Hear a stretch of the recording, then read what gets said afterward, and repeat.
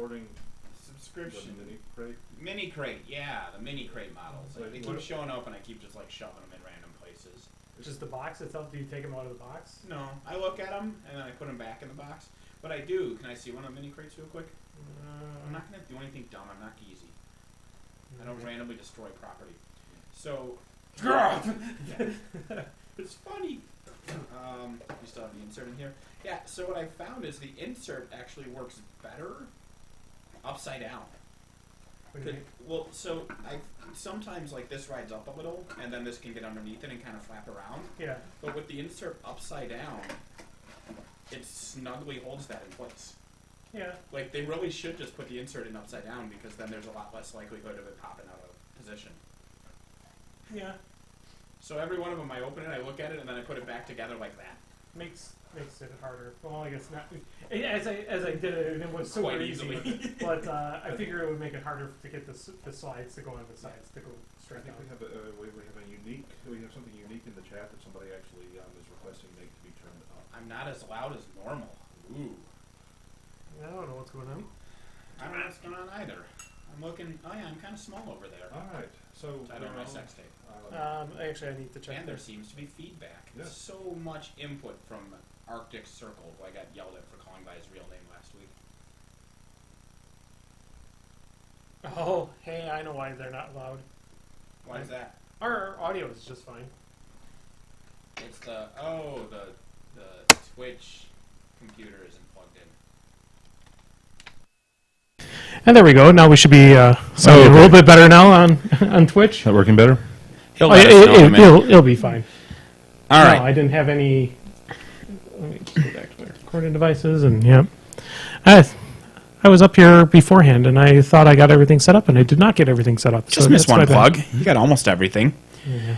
So do you guys want a hibiscus and ginger mead, which is a true mead, pure honey wine, and then I have a pomegranate piment or piment. I've never understood whether the Y is long or soft. What a piment is it's a hybrid mead and standard wine, so it's honey and grape juice versus just the grape juice of wine or just the honey of mead. I'll try the piment.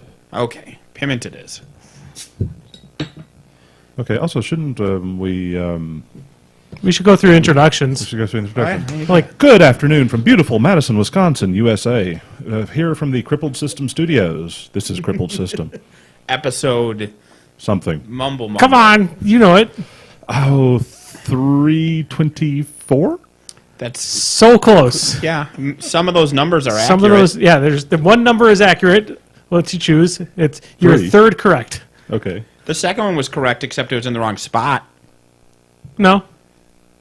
The two is a correct number. It's just in the wrong spot. We're playing Mastermind with the episode number It is now. correct. It is in the Yeah. wrong spot. So we had one wrong, one correct but in the wrong spot, and one completely correct. 332? And also one in the correct spot.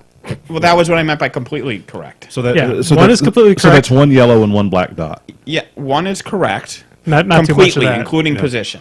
Uh, You don't want I don't know about it. pomegranate. Oh, the pomegranate. Yes, the Yeah. pomegranate. I thought Yeah. it was the other stuff. No, the ginger one. Yeah, because ginger can be a harsh flavor sometimes. Yeah. 332? No. 214. One is in the correct spot, in the exact correct spot. We assumed that was the 4. The 4 is not. No. So the 2 was in the correct spot. 2 was in the exact correct spot. So it's 220 mumble. 223. No. 221. We need like No, a whiteboard. 227. No. 220. No. 221? I already did that one. 223. No. We need them. 220B, All right. which would be Two 230. of the numbers are in the correct spot. The last number is not correct. Okay. Wait, so now the 3's back to being correct? No. I'm not sure if we're drinking too much or not enough. Us not enough, Andy too much is what it's sounding like right now. No. 222. Yeah. 222. Okay. Yeah. Good afternoon from beautiful Madison, Wisconsin, USA. So none of the numbers were correct, but in the wrong spot. When he said 324, it was the correct number, and one was in the exact correct spot. Right, but you made it sound like those were two different numbers. One was correct, and one was correct except for that it was in the wrong spot. See, that's where we went with the mastermind thing. And in reality, there was no correct but the wrong spot. There was Yes. only correct. Yeah, none of them were in the wrong spot, you lying sack of crap. 324? Yeah, which one is correct but in the wrong spot? Yeah. The 3 or the 4? Those are not So correct. this is so at Mastermind. This is the point where we win automatically because the judge made a mistake. Yes. You cheated, that's very mastermind. whiny. All right. Good Well, because afternoon. it has more of the grape juice, so it's less mead and more wine with that piment. Good afternoon from beautiful Madison, Wisconsin, USA, from the Crippled System Studios. This is Crippled System 222. Now I should have a hard cut right to that, so then we're not fucking everything up. Right. We wouldn't want to start fucking things up now after our Exactly. 221 episode streak of perfection. There was a request on our Facebook announcement about this episode that I talk about Gwent some more. So. Notice there was only one request. There were 0 other requests. The only request we had was for more Gwent nobody else talk. wants us to talk. It's 100% of the requests posted were for additional Gwent discussion. If you and Dave want to talk about it, I will go back and check out Have you the played much anymore? No. You got to finish all the... No, I'm liking other games more than I am liking Gwent. The hard part for me, and I know that it's part of the game, is figuring out when to stop round one. Correct, yeah. 'Cause- That's the hardest part of the game. Because I want to win round one. Yep. And fuck the computer in that. Yesterday was the semifinals, and yesterday was the quarterfinals, and today was the semi and the finals of Gwent Challenger 2. And one of the guys who won in the quarterfinals, he just blew people's minds because a game started, and he had first go in the first round, and he just passed. And he ended up winning that game because it was the right move to do. And that just boggled my mind because I always fight so hard for the first round. Yeah. I always get to, by the end of the first round, as I have less cards, and I'm like, no, this is going to fucking suck. Yep. Yeah, I know. Yeah. It's the hardest part of the game. Yeah. Yeah, it can be frustrating. It's like Go. Any well-balanced game, you just have to lose a bunch until eventually you figure out why you're losing, and then you stop doing that. I mean, Warmachine's the same way when you start, right? Yeah, but, It's fair enough. yeah. I'd rather get chased by Jason right now. So That's fine. Yeah, And that's that is fine. been more fun. God, I got to watch somebody get hit by a car again. It's the best when there's a betrayal. I broke down and crafted a muzzle, threw it in my deck. That card's Cancer, but just like Iris, eventually I had to use it. Remember when there was a PG in Madison that decided that he was going to ban Iris to all events? No, I remember when there was a random shithead with no authority whatsoever who decided that. Oh yeah, he wasn't even a PG. He was nothing. I'm going to play Signar, and then I'm going to make it so you can't charge over these hills. I'm going to declare every hill to be a or to be an obstacle, so you Yep. have to spend an inch to climb up it, and it's Mark 1, so you can't charge up it. Oh, look, I win all the time because I'm shooting you from on top of these. With my long gunners, they have double tap. Boop, boop, boop, boop, boop, boop, boop, boop. What is Dave doing these days? I don't know who Dave is. Yeah. Dave's not here. Who's this Dave Dave's not here, person? man. What am I doing? What am I doing these days? Oh, I think this is a gentle request because we're supposed to say what we're playing. I am playing Khador right now, Oh, and I am enjoying Khador. I'm still playing Mulligan Scoia'tael. I'm playing. Well, I might make Nilfgaard when the new decks come out. There is a card that you would love. It's even more Avlok the Sage than Avlok the Sage is. I've been playing. I've been losing very quickly with my Khador, and I play Blacksmiths, which I'm happy to know that according to the new open play or the organized play book for Steamforged, I don't have to have them painted in official tournaments. So they made They're Warmachine, not GW rules as far as tournaments are. kind of. I just meant as far as painting requirements. Like No, you don't it's- have to. Or Nope. They actually changed it entirely. They made the original ruling was basically you have to have everything painted Sure. for tournaments, which makes sense. I mean, I understand, and it's only painting 6 models, maybe 10 models tops, because that's the list that you would have to bring to an event. or like 11 if you have that guy with the little dwarfy person in his pocket. Avarice and Greed. Yeah. Yeah. possibly have 11. Or I mean, if you're playing the Morticians, there's Spiders, ladies, and there's a guy that's got puppets, a little puppet guy. Yeah, you might have to paint like 15 dudes. Yeah, you might have to paint that many. Except for some odd reason, I don't know why, other than just trying to get people into the game. Steamforge made the ruling saying that you still have to, if you have metal miniatures, still have to have them painted. But if you buy the new blacksmiths or farmers, The plastic stuff. the plastic stuff, you don't have to have it painted for official tournaments. What? Exactly. What a weird thing to decide. Yeah, I'm okay with it not being painted. I mean, that's Like, just pick a rule and stick with it. exactly. This is, I mean, the weird people accuse companies like this of coming up with rules just to say buy new shit all the time, and this is probably the weirdest one. That does this not say buy new shit? I mean, it's definitely I mean, it's catering to new players who don't assemble. Is somebody they want to have people to be able to just bring stuff out of the box and come and sit down and play. But at the same time, it doesn't make any sense to me. I mean, if you're going to go with that ruling, then make it so if you have metal miniatures that you don't need to bring them painted either. Yeah, that's really weird. Because even then, like, a new player who picks up one of the other factions that's still metal still is barrier to entry. Yep. The only people who get the advantage are new players picking those two factions. Correct. Or the kickoff box, which has two teams in there. Which maybe that's their assumption. So, I mean, what happens? So there's the Brewers and Masons that come in the kickoff box. They're full 6-man teams, but there's 6 more models for each one of those teams. Yeah. What happens if they get those models? Do they have to bring in their unpainted plastic minis and then have to have their painted metal minis off those teams? Because they're not available in PVC for the Brewers or Masons, other than those 2 starting teams. So 2 things. 1, hi, Aggie. And 2, somebody in the chat says they thought it was just for the tournament because they were released at that event. Nope. That's just a flat-out universal rule. That's just a flat-out universal rule. I can look it up again. Crazy.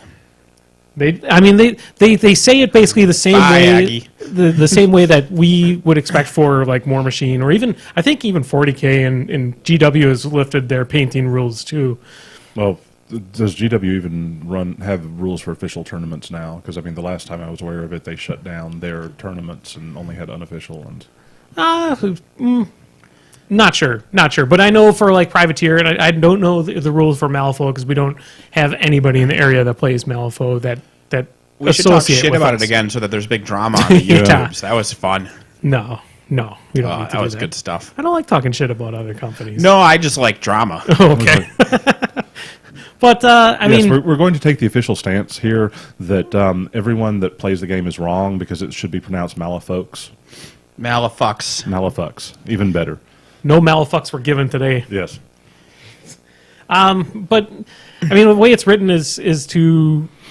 It seems like they want to have that barrier of entry taken away. They want to have people be able to just come in, start playing the game, but then they still have. But then why do you have that barrier for existing for the stuff? metal minis? It, I don't know. It's weird. yeah. Yeah, you think you just make it universal. That's confusing. Yeah. Well, yeah, we can talk. Yeah, Arctic Circle says if Nathan wants drama, we can talk politics. But No. I don't know. I don't know because I have noticed this thing in my life that that if somebody respects you and thinks you're intelligent, they tend to just assume if you don't talk about politics that you have exactly the same political beliefs as they do. So I mean, I figure we can talk politics fine because everybody just assumes that we have the opposite political beliefs to do. See, I just assume that if you're intelligent, you're a liberal. I see a lot of political cartoons because I read way too many political Shitstorm in cartoons. 5, 4. No, this 3. isn't that shitstormy. I read a lot of political cartoons. I'm subscribed to a thread on the forums that all they do is post political cartoons, and even from all over the world, like Australian ones and British ones and Eastern European ones that I don't even understand the language and they have to translate them and everything. But one cool kind of universal thing is a lot of times you'll see the right-wing political cartoonists put up cartoons about higher education brainwashing children and making them liberal. And they always phrase it as brainwashing. And I'm like, couldn't it just be that better educated people understand things more? Well, no, that couldn't possibly be it. It has to be the evil liberal professors brainwashing children. So it says here specifically, modeling and painting in the section for the organized play document. Miniatures must be fully assembled in appropriate size base for whatever the model is designed, which makes sense. Yep. Metal models must be completely painted and based. This means that every metal model, including its base, must be painted with the acceptable variety of color and shading. So they're saying that 3 colors in a sense. Yeah, yeah. Plastic models may be used unpainted and unbased straight out of the box. However, we encourage players to field a fully painted team. Unpainted and unbased? So, they don't... Base is basically bases. adding block or something like that to it. Oh, okay. Yeah, And- they and need to those- be on the circle. They need to be on the circle. Okay. It's like, No, maybe used unpainted and unbased. So you could just take it off the circle. But it does say, though, they must be well, the first assembled part is on all the models appropriately must be on the sized base. appropriate base. Yeah. But, it's It's not Starship Troopers style where you just measure from the models. But they definitely caused a big ruckus over in the Guildball supporters Facebook group. There's a lot of people who come from that old, I would say I call it old ideology of GW's. Everything it's a hobby, so therefore everything must be painted, and I will only play against painted models. And if you don't have painted models, in fact, this is actually quoted from somebody, you're ruining my game. Oh, yeah, sure, absolutely. You get that part all the time. Yeah, and honestly, I don't. I shouldn't have to play against unpainted models. Well, I shouldn't have to play against an elitist pile of shit. Exactly. So we're both not happy right now, are we? Yeah, well, I mean, if that person refuses to play against you because your models aren't painted, you have been saved from having to play that game. Yeah. So I figure it's a win-win situation. There's, Absolutely. I mean, there's folks that we know personally that actually can't paint. I will always support preferring painted models. I will always support personally choosing to only play painted models. I will always support encouraging people to attempt to paint their models. Yep. But I will never support elitism. To say that you must paint your models in order to play a game with me. Yeah. Yeah, then I just would rather not play it with you at all. Yeah, like- I like to play fully painted armies because the last time I played a game with a model that had no paint on it, my father was rushed to the emergency room. So yeah, obvious connection. Yeah, Yeah. clearly Well- this was causal. Yeah. Sure. Well, by everything, yeah. But I mean, like for the blacksmiths, though. So if I'm playing a game with the blacksmiths, I'm playing against somebody else with the blacksmiths. We have the exact same models, the exact same sculpt, the exact same color. It's going to be difficult to tell things apart, especially if there's a streamed game going on. Yeah. You're going to see models that, I mean, because there's 360 line of sight, so it doesn't matter how they're facing either. So I'll play all of mine facing whatever direction yours are facing, and I'll just run them up next to yours. Yeah. Yeah. Yeah, it's and they all have the same tokens too. Because if you got them out of the box, they all have the same paper tokens. And Nick says on the chat that he prefers the passive-aggressive solution to that. So first tie-break is fully painted.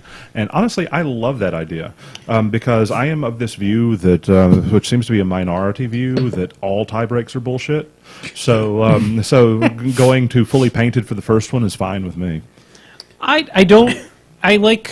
I like having a raffle for fully painted. Yes, raffles for fully painted. I mean, generally, for Steamforge itself, the kit for Guildball event has got a ton of stuff in there for painted. So they got a fully best painted, best goal, and stuff like that.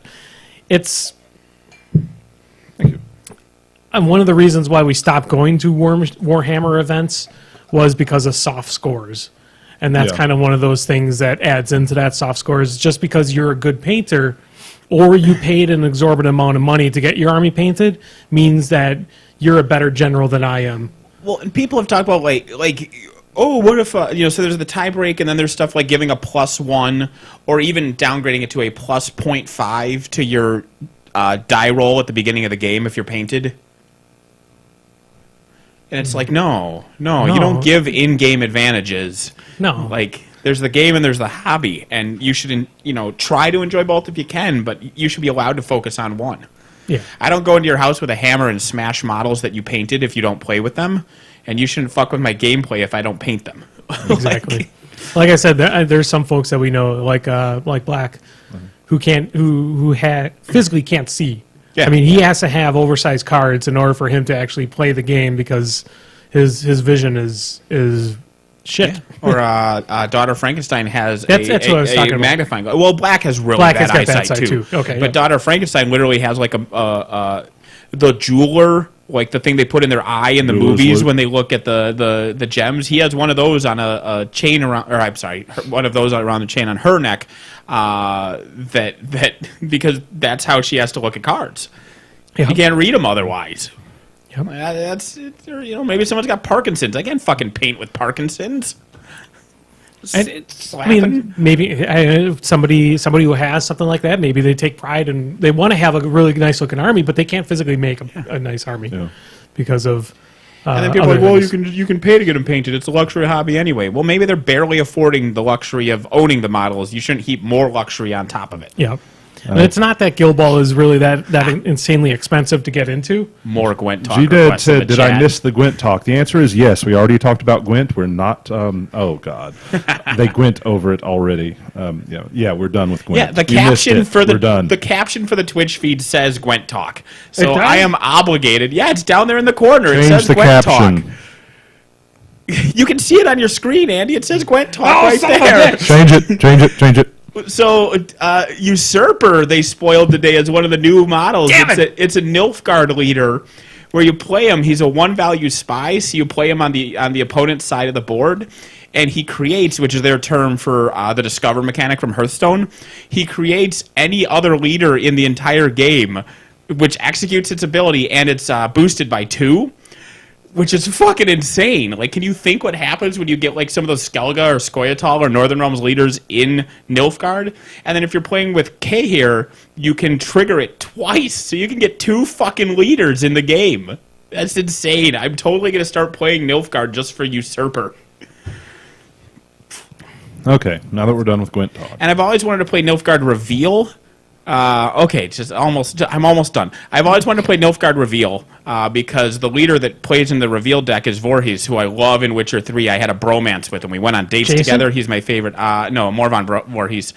But, Voorhees, not Voorhees. no, he's Voorhees. Voorhees? It's spelled differently, though. It's like Vorhis or something. But he's cool. But Reveal, you show cards, but the issue is once they're shown, and a lot of cards like trigger stuff when you reveal them. A bunch of the new Nilfgaard cards have an ability called Conceal, which is to unreveal them, so then you could reveal them again to trigger the reveal abilities. It looks really interesting. True story. So anyway, I went to a steamroller yesterday. Yes. And, We should talk about upcoming events real quick here. okay, upcoming Well, events. they in just did ATC. Challenger 2. There's not another upcoming event for a little while. Not for there's Gwent. the new... The new cards are For coming out, Warmachine. public play test. As far as I know, and I don't know if members of the committee have gotten back to you guys yet. As far as I know, the Guildball events for the ATC have been canceled. Yes. Unfortunately, there just wasn't quite enough to make it a viable tournament structure this year. I mean, the hope is to build on it, next year, maybe have more people respond.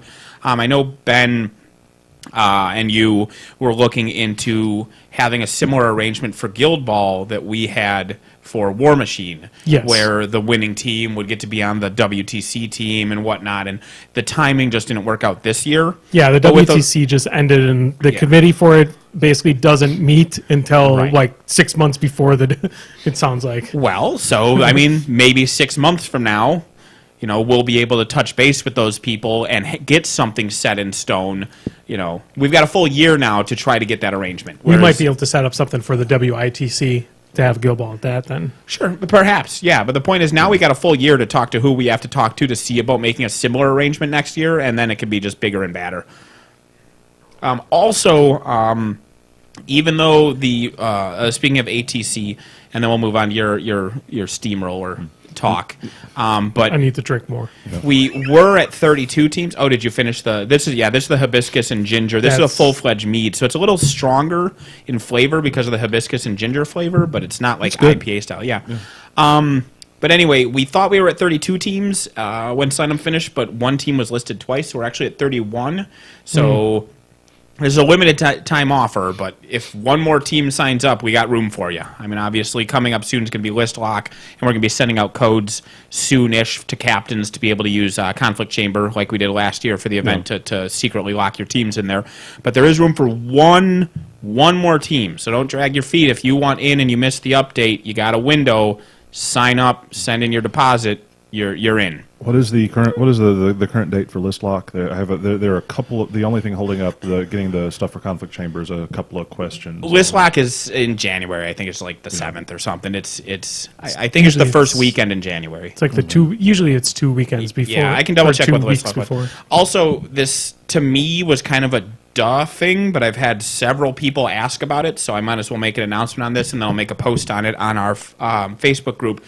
But the player packet has the timeline for the event listed out, and it has 3 rounds on Saturday and then 3 rounds on Sunday. And a lot of people are trying to plan their flights, and they're double checking. There's 32 teams, well, 31 right now, but 32 teams, so it's going to be a 5-round event. So you can ignore that 3rd round on Sunday. Like going forward, the event will continue to grow, and we're going to cap it at 64, and that's why that's what the timeline is. But for this tournament, there's only going to be 5 rounds, so you can plan your flights accordingly. That should be all the ATC stuff. Okay. Let's see. Just the other ATCs thing is we currently so in the pipeline for Errata to hit for Warmachine, the CRIC CID results, which importantly for the competitive game includes changes for Denegra 2 and nerfs for Denegra 1, and my understanding is that it is possible but unlikely those will hit before the ATC. I don't know if you have any more information on that, Nate. I have no information on that. Okay. They just released the Blind Water CID 2 weeks ago. So they're usually about a month apart. It is extremely unlikely that there will be any errata between list lock and the event. Extremely unlikely. If, for some unforeseen reason, there is, we will deal with it. You guys can have the rest of that. Yeah, sure. I had my sip, and I'm like, I'll drink the rest of it. I'll clean my plate. Aw, good. There are starving kids in Africa who don't even get hibiscus and ginger mead, Andy. So I forgot to mention, too, that I have a Guildball event that's actually happening on January 20th over in Pegasus Games over in Madison.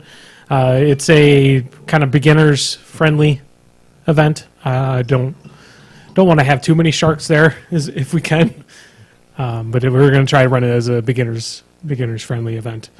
So we have a lot of new people in our area that played it. And I think on February 24th, there is a snake draft that's happening over in Grognard Games that Ben Lang is running. So I don't know of any other Warmachine events that are actually coming up other than the ATC. I was going to go to the event on Saturday, but I saw Last Jedi instead. I did not. Yeah. We have a big family thing where 8 of us are gonna go out to steak dinner and then go see Last Jedi. That's gonna be our New Year's Eve.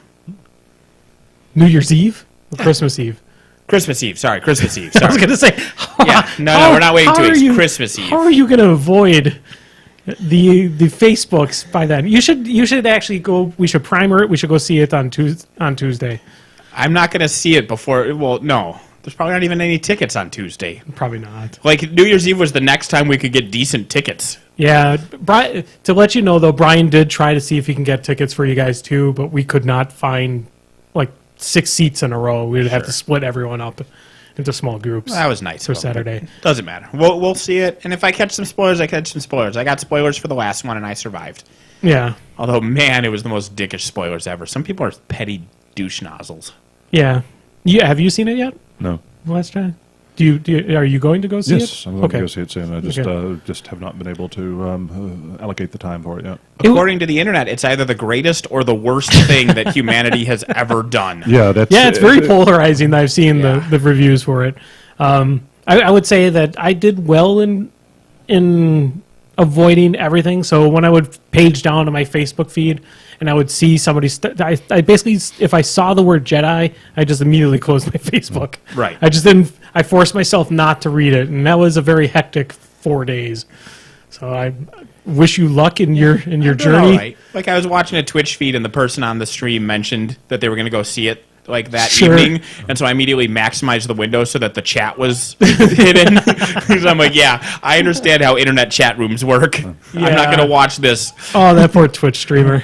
If he was reading his chat. Yeah. I'm looking forward to it though, because most of the people that have seen it that I share broadly similar tastes in movies with have liked it, and the only person I know who hated it, I have zero in common with liking movies. So, And the director, I mean, Brick and Looper, I mean, he does good stuff. this was this was J.J. Abrams. No, Abrams, He had some hand in Abrams it. did Did, 7 Force and 9. Awakens. Yeah, okay. He did. He's going to do 9, but he did 7 and he's going to do 9. I think he had some either writing or producing credits in this one because his name was on the- Producing probably, yeah, but no writing, because I know that the director Ryan, is it Johnson? Ryan Johnson. Yeah, but it's Ryan with an I instead of a Y, which isn't how people spell Ryan.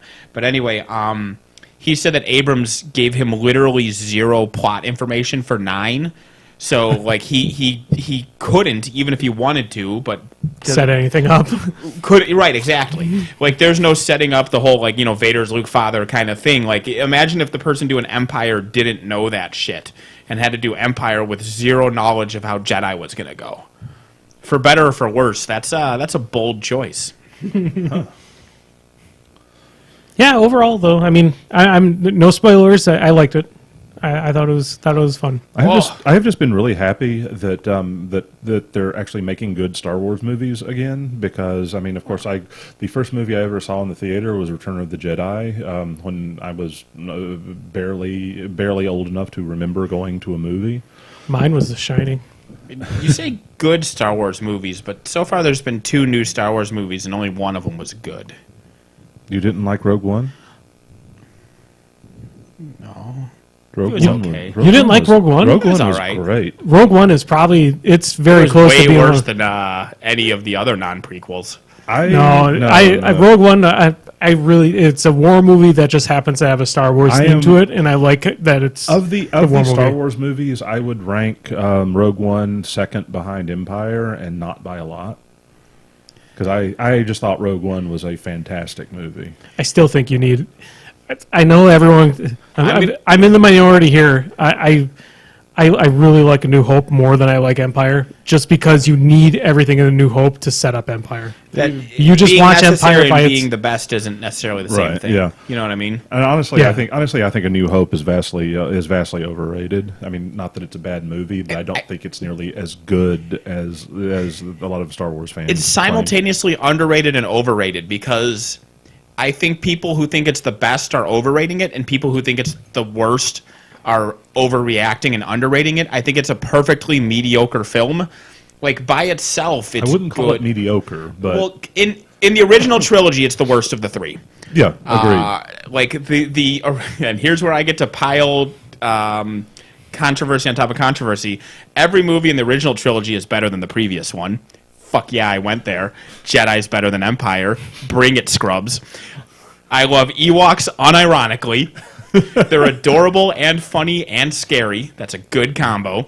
But anyway, yeah, no, it's the best. Like, if as a film, it needed to be all self-contained, and so it kind of suffers from that a little bit. It's a little ham-handed, but you're right. It's necessary to set up the trilogy. It's a good intro to the trilogy. But if you're going to watch the whole trilogy, like if you only get to watch one of the original 3, it's the only one that functions as a self-contained film. Correct. So yeah, you're right. If you just said, "Hey, here's this movie called Empire, watch it," and you're like, "What? Why? What? Muppets? What?" And Exactly. Sure. Exactly. That's kind of the problem I have with it. Is it's not a. I mean, it is a stepping stone in that trilogy. It is, it's. I don't feel it's a very good self-contained film. It's like no, but within the trilogy, it's extremely strong. Correct. Correct. There's correct. so much character development. There's so many great scenes. Like the duel on Cloud City is phenomenal. And I will say though, we've talked about this before. Is the George Lucas special effects, special presentation of Empire. I like that one a lot more than the original Empire, mainly for Cloud City itself.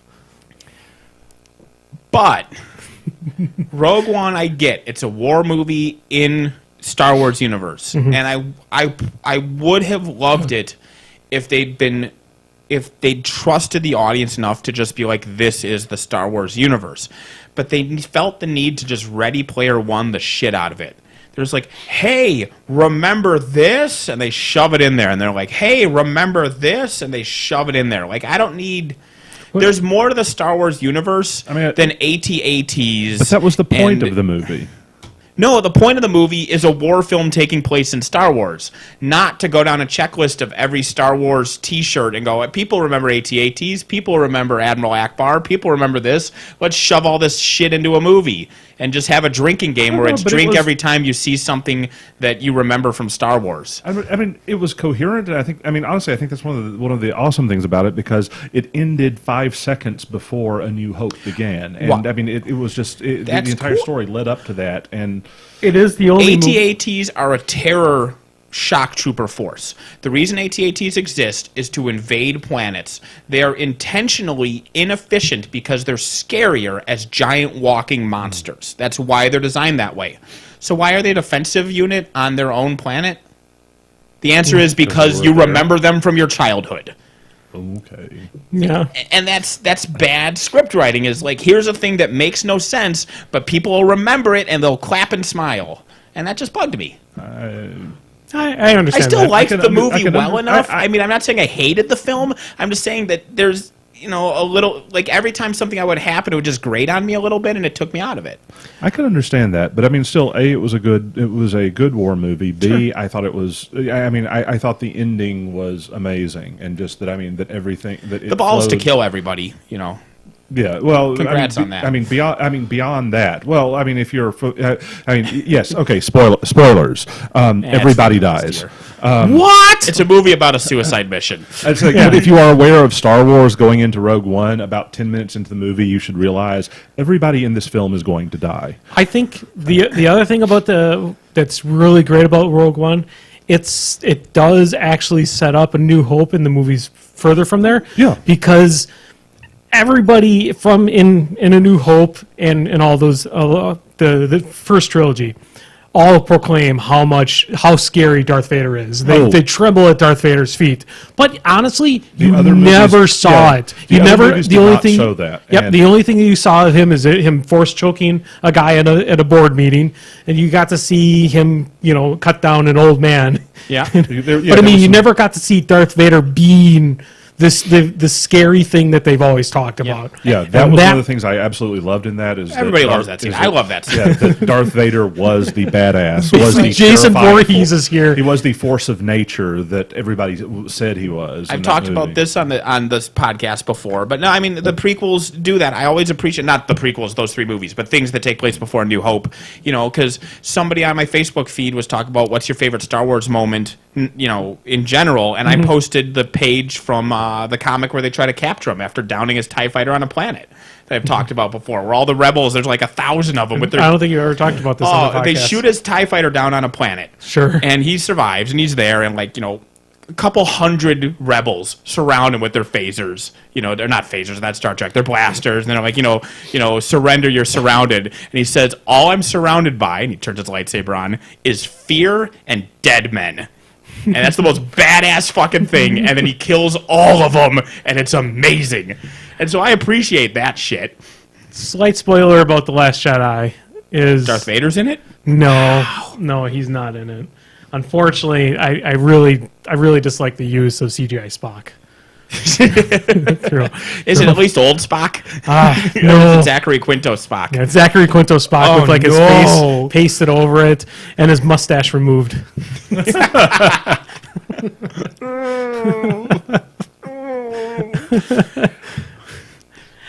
Yeah. The use... if we're still talking about Rogue One, Grand Moff Tarkin, they could have done less with him. I think they could have dealt with more shots of him from behind and him talking.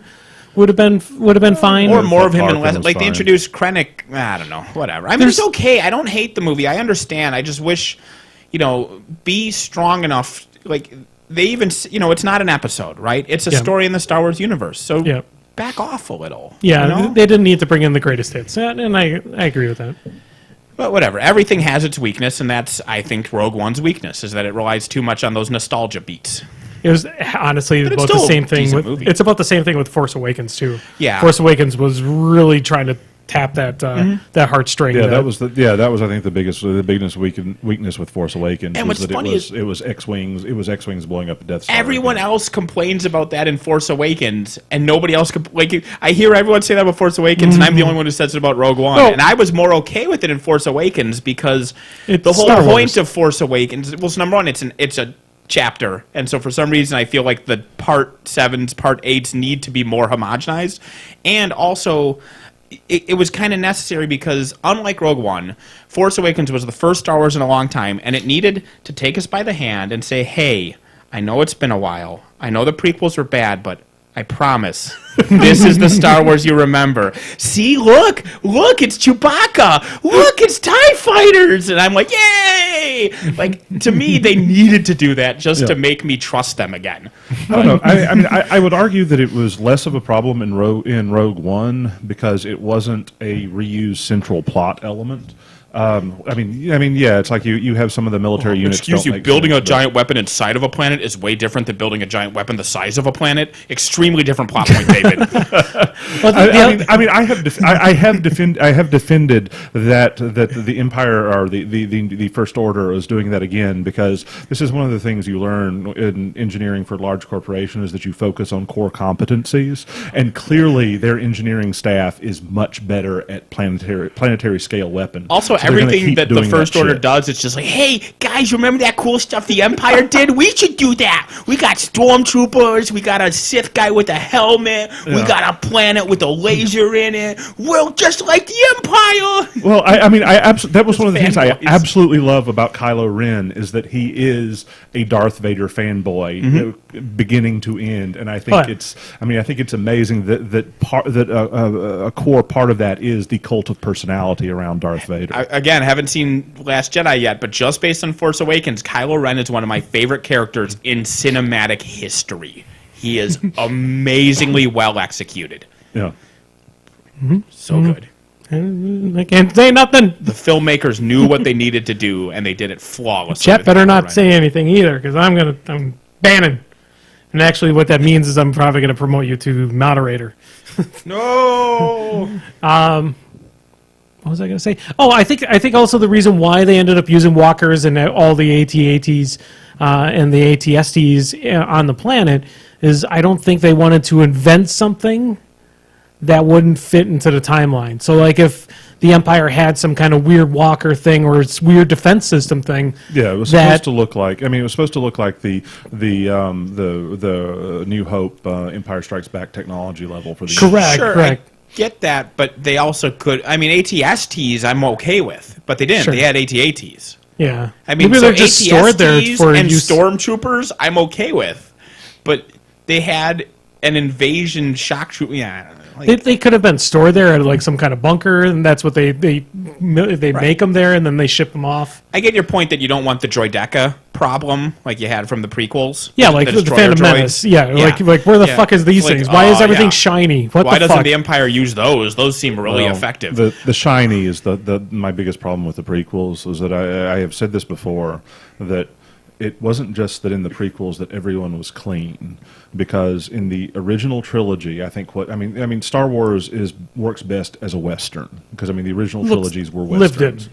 Yeah, and a core of that is that in the original trilogy in Star Wars, the good guys were dirty, and it wasn't that the bad guys were clean; it was the bad guys were sterile.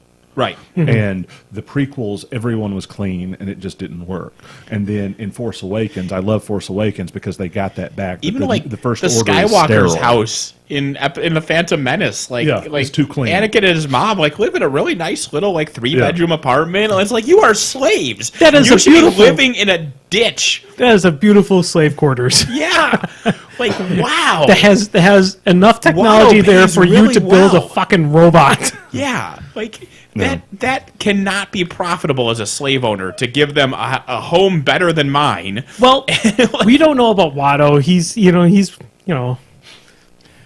Yeah, I mean that He's was a good that was slave my, owner. my core thing. That I mean, it worked so much better when they went with Force Awakens, when they went back to the model that yes, the good guys are scruffy, and that's part of it, and the bad guys aren't just clean; they're excessively so. They're sterile. I got it from the Phantom Menace. I was okay with the Phantom Menace in the sense where everything was clean in there because it comes all the ships and everything there are royalty. Basically, it's all coming from. No, I understand the reason for it. I mean, it just doesn't work. It just doesn't work in the same way as a story. And I think that was one of the fundamental limitations of it, is that it wasn't really Star Wars because everything was too clean, everything was too functional, everything was just too perfect. And then Force Awakens gets back to that there's dust everywhere, and they have this old they have this old technology that still works, and that's what they use without having access to all of the shiny and hovery and glowy stuff. I love the fact that we've actually, the first thing that one of the first planets that they explode in The Force Awakens is Coruscant. Yeah, we'll take that. Yeah, take that, prequels and outside canon. Was it Coruscant? Coruscant was a role-playing game. That was the Imperial capital. No, well, Coruscant. Well, yeah, that was. He blew up a system in Force Awakens, but I didn't think it was the one that Coruscant was on, because I know it was the capital, but I thought like the capital had moved. I read something about like blah blah blah. Because a lot of people were confused about why the Republic has a resistance if the Republic won. Like, why is there what's the deal here? Why does Leia have to have a resistance when she's on the side that's ruling everything? And the answer is that the Republic struck a treaty with the remainder of the Empire, which was the First Order, and so Leia made a resistance within her, like a little offshoot that was still fighting against them despite the treaty, and the capital, as part of that treaty, moved to some other system that wasn't Coruscant, and that system is what the system-crushing laser gun, the Starkiller base, destroyed in Force Awakens. I thought it was actually Coruscant. It may not be. It looks like Hosnian Prime. Yeah, the Hosnian system. Yeah, it was the Hosnian system that was blown up. But that was. I mean, if you don't look at the external universe, even at the end of Jedi, I mean, it's that everybody was celebrating the victory, but that was a major battle, and they assassinated the Emperor. Right. And it doesn't really say. Oh, yeah. It's like I think you the will epilogue find. Was I think you'll not find clear. in Return of the Jedi that the only people celebrating the victory are the people on the forest moon of Endor, because the special editions don't exist because they blow anus. Nub nub. Yeah, no, keep Nub Nub. Yeah, that's fine. Not the fucking Yanni replacement music and then cuts to 17 other planets. Why are Gungans celebrating a battle that just happened? They don't fucking know. God damn it. Fucking Hayden Christensen's ghost. Eat my balls, Lucas. Piece of shit. Yeah, there was no reason. He fucking testified that people shouldn't fuck with old movies because there's a purity in keeping art the way it was. And then he goes on to... I know you don't like the special editions, but like I said, I always like the Empire Special Edition. But I agree with the fact that all the Force Ghosts represent those models those people when they died. Oh, but see, when he turned to be Vader, that's when Anakin Skywalker truly died. No. And so his ghost looks like that. Says Lucas's flapping jowl parasite. No. Brian has listed 50% of the acceptable changes in chat. The windows in Cloud City were good. Yes. And when the Emperor is communicating with Vader in Empire via hologram, the makeup on the original one looks really, really bad. He looks like some kind of a chimp monster. Yep. And so the corrected Emperor hologram is good. That's fucking it. Those two are it. Yeah. I don't think there's many other changes that happen in Empire. My least favorite of them. They walked one of them back. Luke screamed as he fell down the Cloud City shaft in the theatrical release of the special editions, and that was so infuriatingly bad that they walked back that change for the DVD releases. Okay. Because instead of him bravely committing suicide and sacrificing himself instead of joining with Vader, he just slipped and fell, I guess, and he's like, oops, Fuck you. Anyway, sorry, David. Yeah, I was going to say, I think the worst of the changes was Han Solo stepping on Jabba's tail. The whole scene with Yeah. Han Solo. Oh, talking yeah, to that Jabba. was- The whole that Whole scene scene is fucking was- terrible. But within that scene, him stepping on stepping on Jabba's tail is the worst. His teleporting head is also bad. Yeah. But I mean, just the Han Solo No, steps on Jabba the Hutt's tail is probably the worst thing that's- Lucas has ever done. That's in And episode saying 4. That's something. not in. That's yeah, also random beast just walking in front of the camera when you're trying to look over this Yeah. glorious looking city. Yeah, I'm just saying Lucas has done a lot of terrible things, and Yeah. I think the tail stepping, the scene is close to it, and then the stepping on the tail That is scene, the worst thing yes, he has done. Yeah, that is far worse than anything in Howard the Duck. Yes. Yeah, anything. Play duck with ducks who have duck tits despite not being mammals is better than Han Solo stepping on Jabba the Hutt's tail while he makes big goofy Oh no! eyes. Oh no! I was Ooh, I haven't my tail. I haven't watched Howard the Duck in such a long time. I know I liked that movie as a child. I really liked that movie as a child so much that my uncle and my father It's not a were child-appropriate movie. Yeah, I know. Were very annoyed with me when I wanted to watch Howard the Duck all the time. Because it is a really, really bad movie. I understand that, but I enjoyed it as a child. I think it's a really cheesy movie. I don't think it's fine. Howard the Duck is a perfectly cromulent film. Maybe it's something age appropriate though, or not age appropriate, because I'm actually annoyed with all of the cameos that he's been given in Guardians of the Galaxy. well, in basically in the Marvel film so far, because he's Both had of them were in Guardians. both of them are in Yeah, Guardians. he appears in both Guardians films. Yeah. Who knows? First one was a great like, hey, look, it's Howard the Duck. We're like, oh, fuck it, leave, please. No, it's fine. And then the second one, he's in a brothel, which totally makes sense for Howard the Duck. Correct. Voiced by Seth Green. I don't know. I mean, I don't. That's why I don't. I think you could put. Well, I mean, he's a Marvel character. Yeah. And Guardians of the Galaxy is the perfect place to have Howard the Duck make a cameo. We need to have slapstick in fucking a Marvel film, so I can have the secret. We do have slapstick. We have people like slipping and watch? falling and stuff. No, you know what I'm talking I mean, about. capital Slapstick. S. Slapstick Oh, as in the yeah. actual character, because there's a sequence that happened in the comic book that is probably one of my favorite moments ever.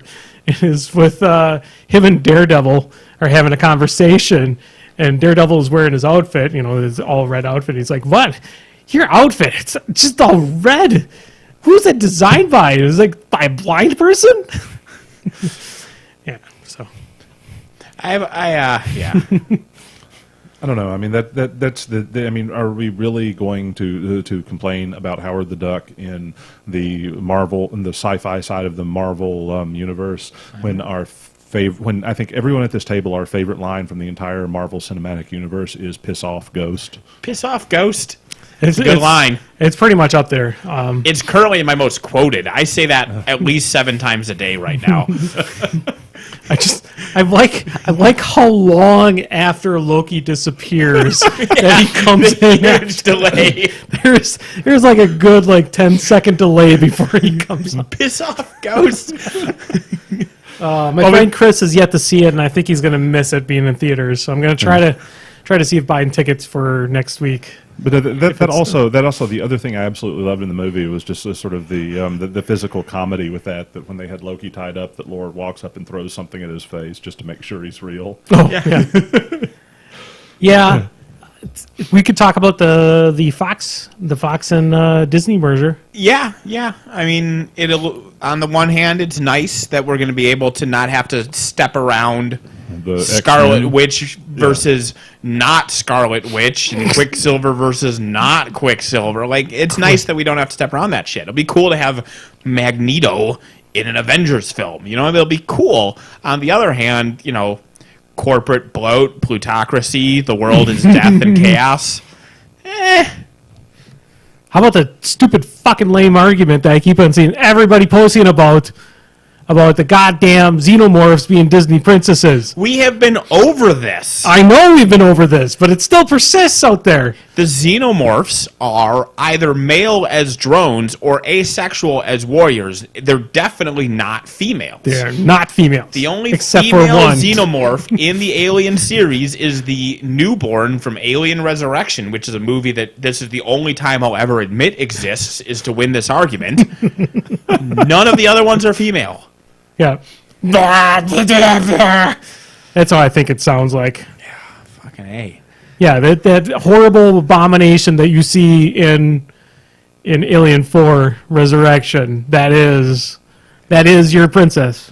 There's your Worship Disney it. princess. Yeah. I want to see people cosplaying Although it's yeah. at Disneyland. You go to Disneyland and there's the Xenomorph Island, and you get your pictures taken with the newborn with their big bug vagina hanging out and her tits. That tits. Oh, yeah. I didn't have tits, David. I don't know. To designate that as movie female. I had exist? blocked that movie out of my mind. I technically owned that movie because I bought the quadrilogy, and the first thing I did when I got home was open it, take Alien 4, throw it under my couch, and forget it was there for a decade. Yes, Arctic Circle, you're missing that. They're queens. That means they're not princesses. Correct. A queen Correct. is not a princess. Yes. Maleficent is not a Disney princess. The No, evil she queen is a from queen. Snow White is not a Disney princess. Yep. Princesses are princesses. And Queen Amidala is not a Disney princess either, but Princess Leia is because she's a princess. But they're both senators, Yeah. somehow. Damn them. Ending our net neutrality. Actually, the Senate didn't do that. Sorry. Nope. That's the glory of democracy. You don't even need the Senate to do that. You just need 3 random assholes voting on party lines against 85% of the population. Yeah. I brought mentioned to that talk politics. I'm sorry. So No. xenomorphs. Unrelated, my favorite Metallica album is Kill Them All. We already posted that like 4 episodes ago. Yeah, I'm just going to re-mention Kill Them All. These are 2 separate topics. The Republicans with net neutrality and Kill Them All. I'm not technically saying anything. These are 2 separate topics. Second favorite album from Metallica is Master of Puppets. And my third favorite album is Every GOP Politician Should Commit Suicide. That may or may not be an album. But it would be a good album title. What do you mean Massachusetts? So is California. So is Washington. There's there's like Mississippi 13 and There were Kentucky are 17 suing them? states. Like within an hour of the announcement, 17 states were suing them. I don't know if anybody else had jumped on board, but Yeah. Wisconsin is not. I know Wisconsin that, is not, unfortunately. yeah. somebody has pointed out, and I'll mention this, is that this has happened. The last 2 times that we all, railed about net neutrality was at the courts, because both of those times the FCC had voted to repeal it, and then the courts overturned that vote. So we've been here before. Kill Them All is a good album. So Disney, I mean, Yes. Yeah. the amazing. I mean, it sucks. It sucks in the sense where Disney, it just becomes bigger and becomes more of a corporate bloat than it is. But at the same time, I don't feel that it's really going to change much in the movies. In the grand scheme of things, I'm much less worried about consolidation of entertainment as opposed to consolidation of like other things, and especially like net neutrality. I think in shit that has happened in the past week, that the consolidation of Disney and Fox is a tiny fraction of. Let's not overlook the importance. fact that Disney blackballed a reputable news outlet because they spoke badly about them. I mean, they're not. It's not just like, oh no, they'll get all of our media money. They are a conglomerate with power. I would be a lot more concerned if Disney was also acquiring Fox's news and Fox's non-entertainment, because they're buying the movie studios and the IPs associated with that, as I understand. They just picked up the You movies. said Fox's news, but Fox Fox's doesn't have anything to do with. propaganda Yes, Fox's propaganda channel. Sure, yeah. Oh, So I'm a whole lot less concerned about consolidation of entertainment as opposed to consolidation of journalism or consolidation of internet stuff and changes for internet neutrality. Some people have been worried because, Disney, you think family friendly, and so I've lost count of the number of people who are like, what about Deadpool, because now they own Deadpool. It's like there have been plenty of R-rated films released by Disney. Pulp Fiction. Pulp Fiction. Pulp Yep. Fiction is a Disney film. Yep. They owned Touchstone Entertainment when that came out. Yep. Calm down. Well, no, I mean, not just they own Touchstone. Touchstone was a division of Disney. Right, that's- Disney specifically created by Disney so Sure. that they could make R-rated movies Yes. without it having the Disney logo on them. Correct. Yeah, I mean, we're not going to see any changes. I mean, Yeah. if Disney owned Logan, I mean, if they owned Fox when Logan came out, that movie would have probably still been the same. Yeah. Probably. Fucking good movie. Also, damn, that if you movie is so anybody fucking listening, good. if you have not seen Logan, watch it. It is. God, I wept amazing. like a baby in the credits. Like Raylene was just sitting awkwardly next to me while I just cried. In fairness, you know, my dad died like a year before I saw Logan. So Can you imagine now seeing Hugh Jackman running around with like Captain America now? I mean, like seriously. I mean, that like the second like they show they show us Iron Man, they show us Captain America, and they show us Professor Xavier and Wolverine, just like in a meeting. can you Having imagine tacos. if because the Infinity Wars, there's going to be Infinity Wars 1 and 2, and that's going to be basically the end of this chunk of the Marvel Cinematic Universe. There'll be some bleed over, but it's going to be a pretty good stopping point. Can you imagine, like, if they relaunched and finally made a good Fantastic Four movie and blended that stuff together? Like, if you had a Fantastic Four with the X-Men, like, if you had all this shit together, Yeah. I mean, it's I mean, and this then also Disney made- buys DC and we have everything and we can have Superman versus Wolverine. no. Yeah, everything. Everything. I No. don't know. I'm just looking. I don't think forward Warner to Brothers now is that gonna this, sell this to- probably means that Patrick Stewart will get a cameo in the Infinity Wars movie. That somebody will have a video chat with Xavier in the background at some point. I don't think they'll have that. I think if they do anything for Infinity War, because that's pretty much, from my understanding, it's pretty much done filming.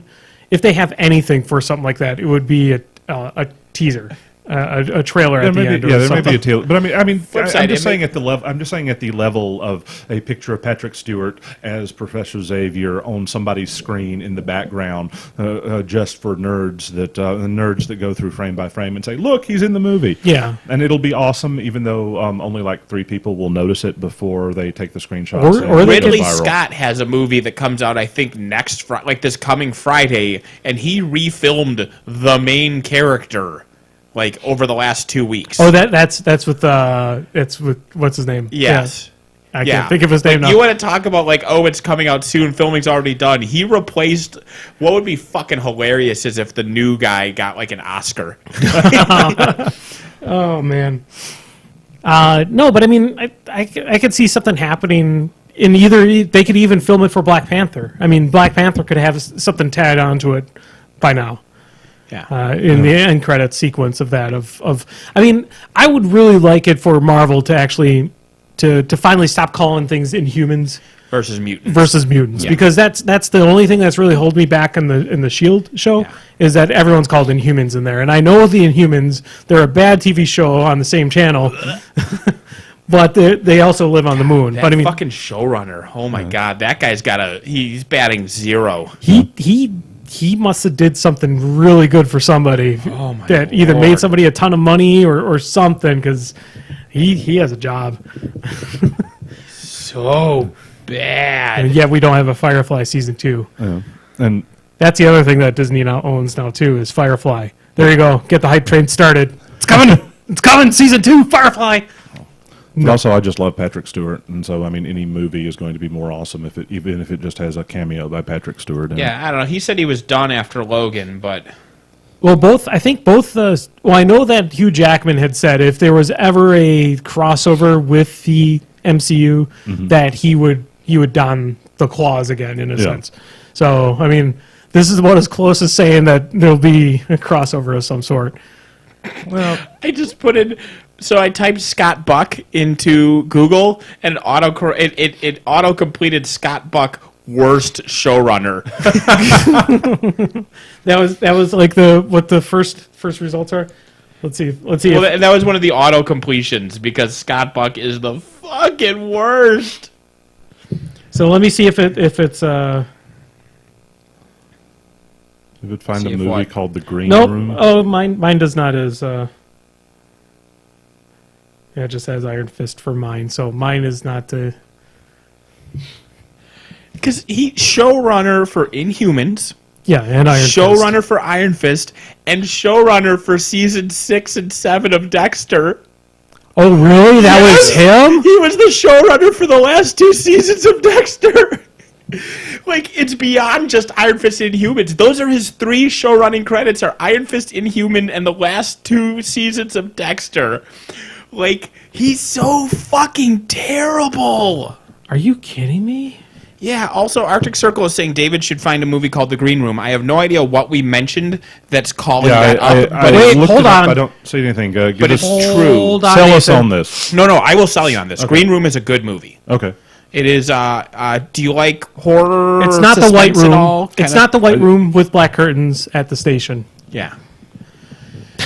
So, Green Room, to summarize the plot with not really spoilers, but with the spoiler of the MacGuffin, it's a punk band. Mm-hmm. They're desperate for money, so they do a show at like a neo-Nazi compound in the South, right? And after the show, they're in the Green Room and they witness a murder, and they need to try to figure out how the fuck to not just be also murdered. Okay. And Patrick Stewart is in it. Oh, that's probably Okay. it's Patrick Stewart. Oh, you said anything with Patrick Stewart. Yeah. Patrick Stewart is the head neo-Nazi. Then so it's Patrick Stewart versus Chekhov from the new Star Trek movies. I think it's third to last film before he died. But Green Room's good. So he's actually brought some decent stuff. Scott Buck. I'm looking at his writing credits. He has some writing credits, sure, He's but got as Tremors 4. as showrunner, Tremors 4. as showrunner, he is abysmal. He's got some 6 Feet Under, which I hear is good for that series. I've 6 never Feet Under watched was the really series that good. much. It's just like Moffat. Moffat's a good writer of episodes and a terrible showrunner. He wrote basically 17 episodes of Dexter. The Sure. last 2. Yeah. But yeah, no, Green Room. It's probably on Netflix. It's if you like because it's not like spooky ghost or slasher movie horror. It's more like Hitchcockian, stressful horror.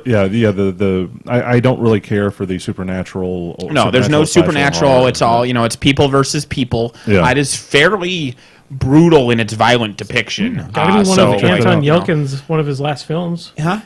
Yeah, I Gotta be said one of Green his- Room's in one of his last films, but yeah, no, you should see it. It's if you like it all, crime / drama / psychological horror. It's a good film. It's got a lot of people doing smart things and people doing stupid things and people dying regardless of which of those two things they do.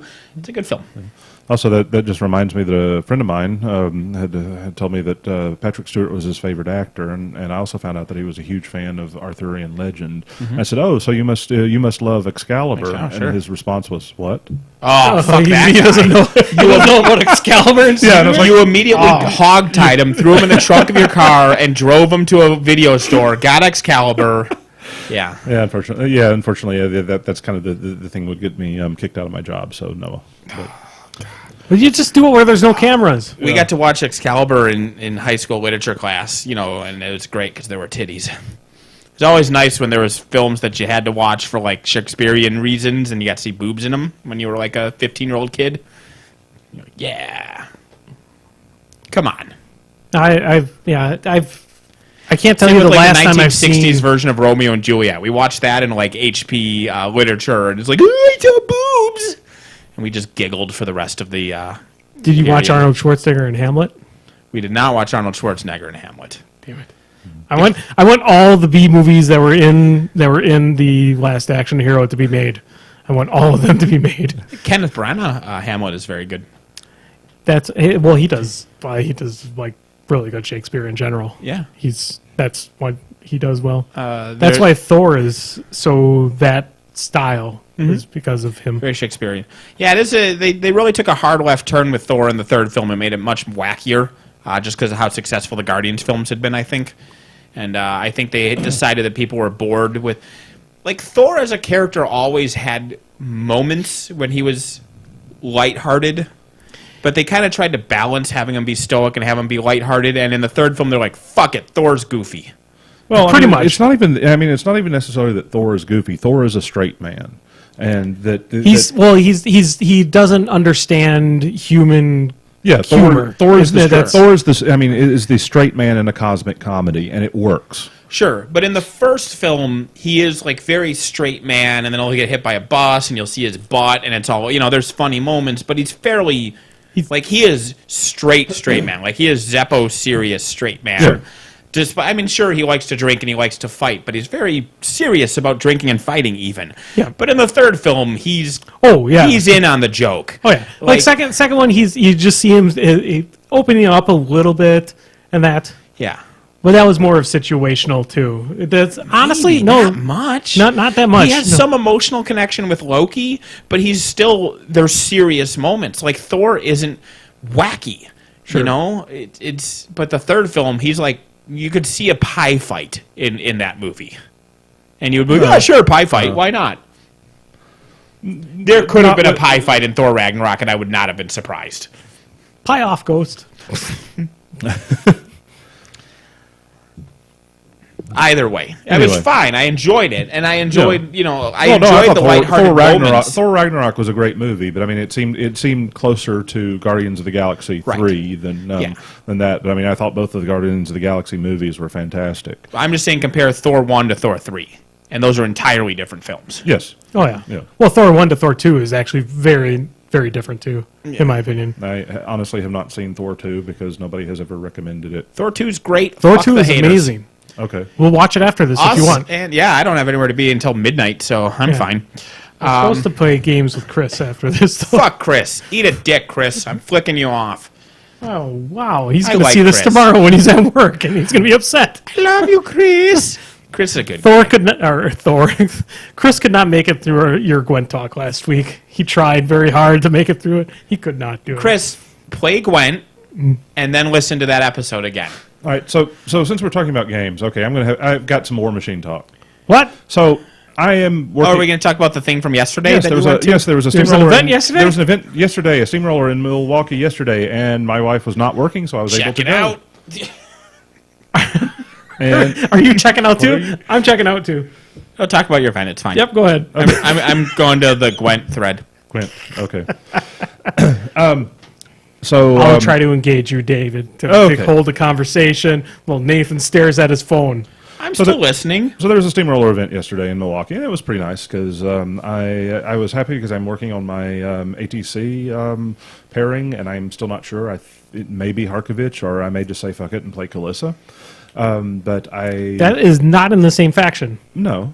I mean, I'm going to main either Kalissa or Harkovich, and Okay. then come up with an appropriate pairing for one of them. Because if I could, I would play Kalissa / Harkovich, but that's not exactly allowable. I'm wondering if they could change that for Steamroller now. What? Enough armies out there where you could possibly do it like Iron Gauntlet style, where you can actually take two different factions. Like Well, the original Iron Gauntlet That way. fucks with list chicken so much. It does. I mean, that's kind of that. I mean, in our discussions in our team for planning for stuff, I'd kind of said that I'm not sure that we shouldn't say, "Oh, well, what's your Crix list?" as opposed to "What is your Denny One Ghost Fleet answer?" Because Crix as a faction is not as coherent as it was in Mark II. I mean, it's that you have Denny One Ghost Fleet, and one of the properties that Denny One has is there is this list of other lists that she can be paired with. Sure. But so I mean, I'm not sold on I don't really focus on factions as opposed to casters, and the two right now I'm most interested in are Harkovich and Kalissa. So I will main one of the other two and then have a pairing that hopefully shores up some weaknesses for them. But so I was initially trying to convince myself that Harkovich wasn't as good as I had originally thought on Theory Machine, and I went into a steamroller with 2 games worth of experience with Harkovich. Came in, went 3 of 1, lost second place on tiebreak, and the one game I lost was on clock to a nationally known player, and I was dominating the board at the time I lost, and was literally 2 rolls away from winning. Could have there been something in the game that you might have been able to save some time? Like basically, you were talking that you Yeah. only played the list like twice, so up to Yeah. that point it was like 5 times before you actually took on that player. Yeah, this was my fifth game with Harkovich. So definitely with some more practice, it wouldn't have been a problem. And I mean, maybe I could have even played better, but honestly, the board I was in a very dominating position on the way the board looked out, and I couldn't really look at this and say, well, if I could have played better, it wouldn't have made any difference. I just needed to play faster at that point. So I was pretty pleased with that, and also surprised that more people aren't talking about Harkovich, and even more surprised that when people do talk about Harkovich, they talk about the Marauder build instead of the Kodiak build, because the Kodiak build is just terrifying. And I won one of my games on the top of 4 by scenario, and there were 2 models removed from play on the entire game, and one of them was a solo and one of them was a choir boy. And I still won on scenario because that's what the list does. Nice. So- Well, did you talk more about the details of the list? Oh, the list I'm running Harkovich in Jaws of the Wolf, which is an awesome theme because you can take all the jacks you want. You get free stuff based on the jacks. And it allows Kayazi and allows Cossite Woodsman, although you shouldn't ever take Cossite Woodsman. But so this ends up being an amazing combination. Oh, also you can take Yuri the Axe, who you can get for free, and Manhunters. And so this allows you a number of things that are really cool. One, you can take Kayazi Eliminators, which are a 5-point unit of 2 models, and they are Speed 7, Stealth, Def 15 Duelists, so they're Def 17 in melee, and they have Gang, Combo Strike, and Anatomic Precision. So they're really good at getting at they're really good at 2 things. One is getting in the way, because they're either Def 15 Stealth or Def 17 in melee, which is hard for a lot of things to kill. And with speed 7 in that, they're really good at getting behind the other guy's front line and murdering the hell out of support. Also, they have parry and acrobatics, because why the fuck not? Sure. And so all this combined, they are amazing circle zone holders. They're great at killing support. And if it comes down to it, with Gang and Combo Strike, that you get with the unit, you get 2 POW 15 charges, which is non-trivial. Sure. And then for the free stuff, if you take 90 points of jacks, which I do, you then get 3 free solos, which you can take Yuri the Axe and 2 Manhunters. Which while I had originally played a marksman with that, marksman instead of one of the Manhunters, I realized that I think I like Yuri plus Manhunters better. And the main reason for that is they all have stealth, and one of the changes to Jaws of the Wolf was that they added Yuri as a free option. And Yuri is great by himself because he is a stealth POW 13 range 2 weapon master with Thresher, and he has Forest Walk, and he has elite cadre Manhunters giving them Forest Walk. And when you have 3 solos that have stealth, are weapon masters, and have Forest Walk with Steamroller 17 terrain placement, they are really good because you hide them behind forests. They can see through the forests, and other things can't see through to them. So you get this list that has. My list has, as I said, 4 Kodiaks, 4 Marauders. You get 8 heavy jacks that are all arm 20. Harkovich gives them mobility plus 2 speed, and mobility, which is plus 2 speed in Pathfinder. He gives them reposition 3. So they are fast. Also, Kodiaks have heavy boilers, so they get plus 2 inches on running. So they run 14 inches first turn. You have 8 fast arm 20 heavies, and then 2 stealth units and 3 stealth solos for scenario presence. And so you run forward, you cloud wall with the Kodiaks, reposition behind the clouds, and make it so that it is extremely difficult for the other guy to do anything, because outside of Legion and a couple of things like a serious feet turn, you can't charge through clouds. And there are very few things in the game that can kill arm 20 jacks without charging. Ha! Joke's on you. The witch doctor crocodile that gives eyeless sight. Yeah, to one model. Yeah. Is it the Woodstock Rock or is It's it not the the Woodstock Misspeaker? Rock. It's the It's a Misspeaker. Misspeaker. It's the Misspeaker. I know I was wrong when I started. The fish that gives eyeless sight to The one. Box Rock! Yep. So I'm really happy with the list, and as I said, I had the most Harkovich game when I won on the fourth turn with two warrior models destroyed the entire game. Sure, And won because on you just scenario. armored up and shoved people out of the Yeah. zones. I mean, to be fair, the other guy was playing Durst, and like on one turn he feeded, which is +4 armor to his battle group, and then the next turn I feeded, which is +3 armor to mine, and neither of us had the damage output to seriously hurt the other guy. Right. But I had lots of slams and throws, and he couldn't stop that. So Fair enough. Oh, you're very small. Andy turned you down, and now you got tiny. Bah! Well, Yep. no, that was loud again. You Okay. overcompensated. sorry. It'll equalize later. Okay. What else? Oh, and yeah. Also, it turns out Vent Steam on the Kodiaks is one of the most broken abilities in the game. And I don't mean so. I mean, maybe not broken, overpowered. Although I think it is overpowered, but just the way it works mechanically is broken as hell. How's that? It's one of those abilities that is not an attack. Right. It just causes damage rolls without an attack associated, so it gets around a lot of things. Like Sure. I was playing into Orion, who has the ability that if you kill if an enemy attack kills warriors, he gets a ranged vengeance move. Sure. And Wasn't an attack, Yeah, sure. It's not an Vent attack, Steam does that without doing it. Yep. It auto hits, but it's a damage roll by the model, so you can boost it with focus on them, which gets around a lot of things. I mean, there are a number of Grimkin abilities that require some of the Grimkin stuff that is not triggered by it because you can just vent on something and still get It's boosted not an attack, attacks. sure. Yep. That's not an attack.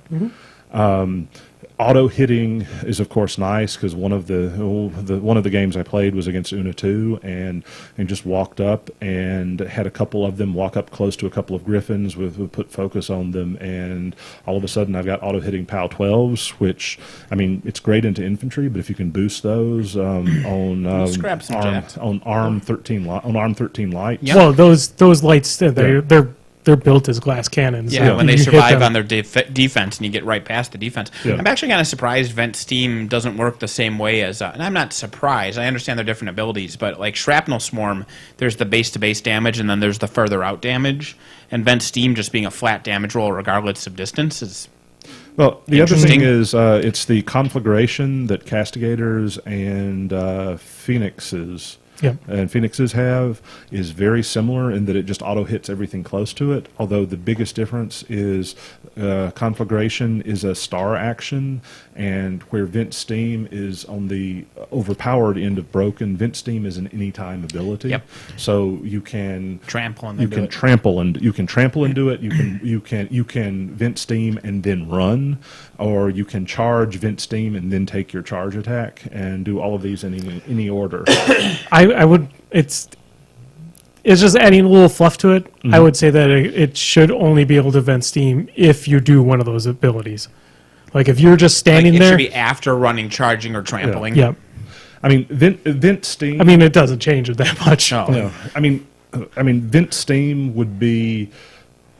Kodiaks would be playable if if this change was made, I would not be excited about this Harkovich list. But I mean, Vent Steam is an anytime ability that the model that it's own would be playable if it were a star action instead of an anytime.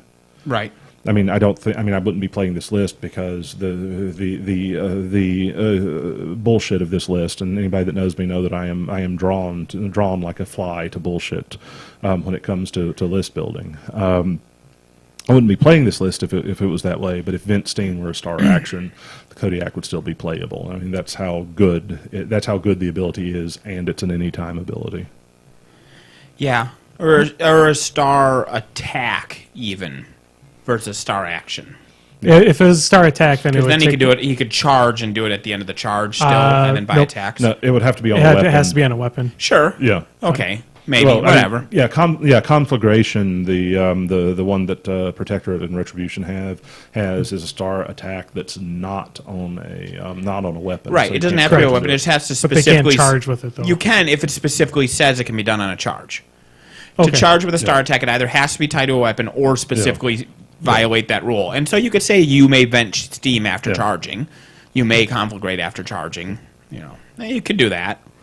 And then you just run up and vent on them, and then you can buy attacks. They need to change. But you don't still get your conflict rates if they have initials. that. 'Cause I would love to have that with the old. I mean, that's probably my favorite protector jack is the Castigator, and it's a jack that, well, at the time was the only jack that looked that way, and I always liked the look of the giant power fist with the wires going up into its back. It looked fucking awesome.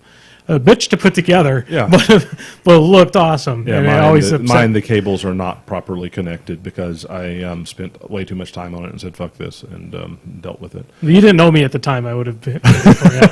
Yeah. As I have.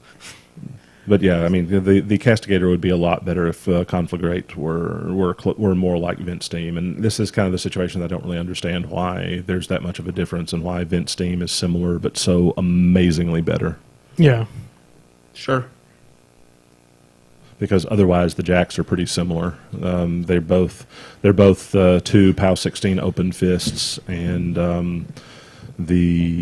while the Castigator has +1 speed, the Kodiak has Pathfinder built in and heavy boiler for extra speed running.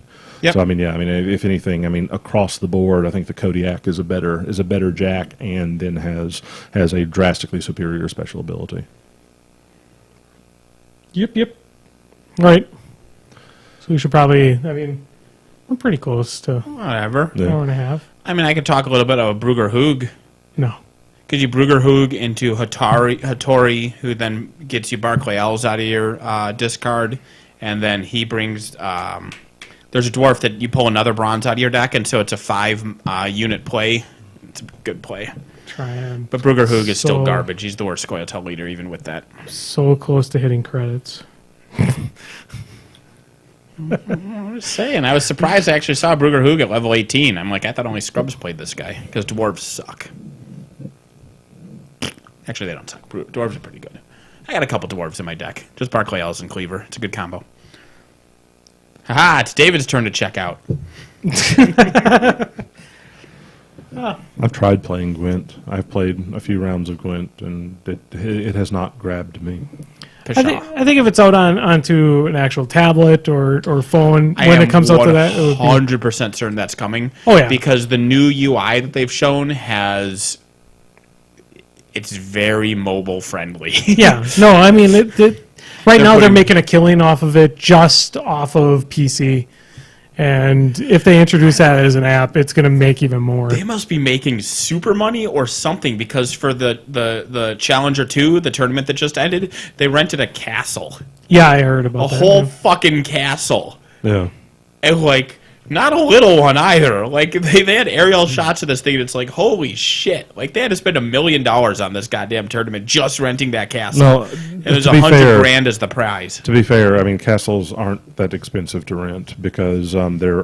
This is one of the things that was surprising to me because in September I went to Germany for a software engineering conference, and I also took my wife there for our anniversary because our anniversary fell over that. And if I went to Germany on our anniversary without bringing my wife and I came back, I would be stabbed very shortly after stepping foot in Madison. Sure.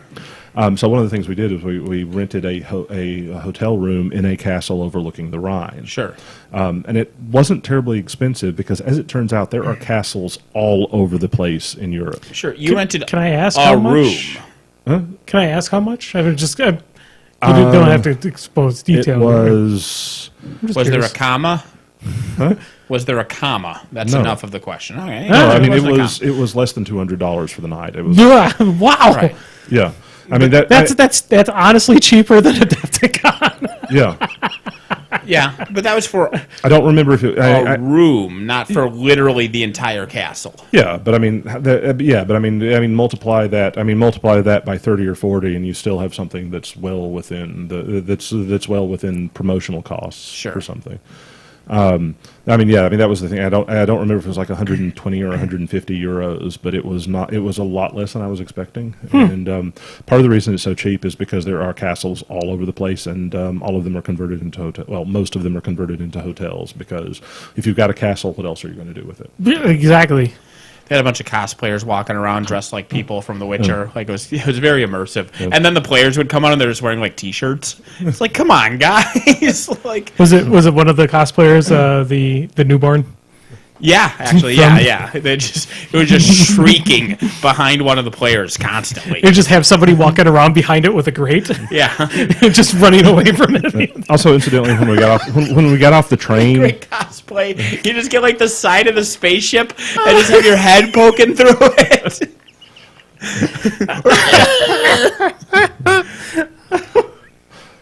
And then you put on a different mask and it works as a Jason X cosplay as well. Oh my god! Oh god, Jason X. So I am still upset that Jason X is not in Friday the 13th, the video game. Yeah, well, you know. They need to put him in. They need to just They make have NES Jason at least. Yeah, I would like it better if he was just a pixelated version of him. That like whenever like you would turn and he would look like he's always facing you. Right, So, right. So it's like a Doom, 2D, yeah. like in Doom. That's what I want that Jason to look like. That would be amazing. I'd be excited to play the game if that was the At least case. he's the dumb purple color scheme. And That's- he plays the chiptune music. He does play that too. But no, I want a board that's like on a spaceship with the counselors and that. I want or the whole thing being all VR. Fair enough. Yeah.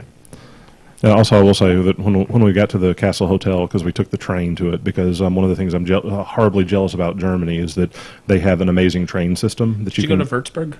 No. If you go to Germany again, go to Würzburg. It's one of my favorite cities on the planet. And see the Bishop's Manor in Würzburg. It's beautiful. So we got off the train, and the train system is amazing in Germany because you can get from anywhere to anywhere else fairly cheaply. And so we got off the train, we walked to the castle, and then we walked into the entrance to the castle. And the entrance to the castle was like several layers of ramps going, like you would go up to the side and then turn and then go back. And it was really steep and hard to climb. And my wife made the comment, it's like, wow, this is really difficult. And I was like, yeah, look up there. Look up there at the arrow slits. There's a reason that this is difficult to get there. Yeah. Because it's a fortified position. And if we were trying to invade here, they would have already killed us. Called murder holes for a reason. Yeah, I mean, there's a reason why their transit system over in other countries, like basically over in Europe, are so much better than ours because of the population density. I mean, Germany is about the size of Wisconsin, in a sense, if I remember correctly. It's bigger than, it's about twice the size of Wisconsin. But I think. still, it's like, still, the it's thing on the is, scale of Wisconsin, correct. not on You the United compare States. Europe to America, and you're like, oh, I understand why everybody's trilingual here. Exactly. Yeah. In That's the example I States, always right? made. Like, We yeah. speak Canadian, American, and then Lady, I speak two languages, English and bad English. But yeah, like if Illinois and Minnesota spoke a different language than Wisconsin, Wisconsinites would speak all three of those languages as a Correct. matter of necessity. We're not just dumb and lazy, and they're not just smart. A German needs to know English and French. Or an Italian. You know, you need to pick some of those border languages and have a functional knowledge. It's the No. reason why Texans have at least a functional Spanglish repertoire.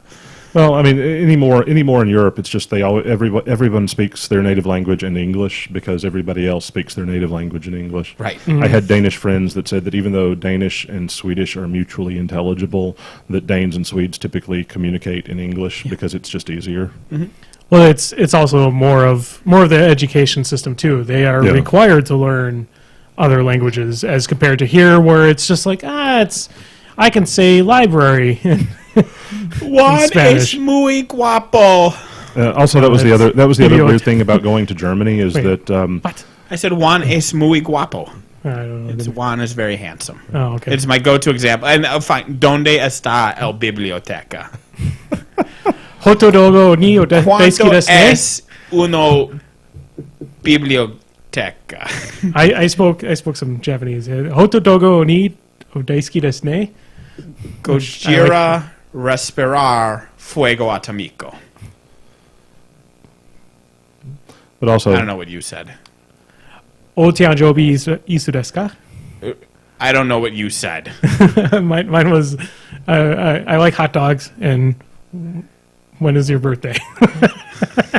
Are those related questions? Are you coming on to me? But that's honestly almost all I remember from Japanese.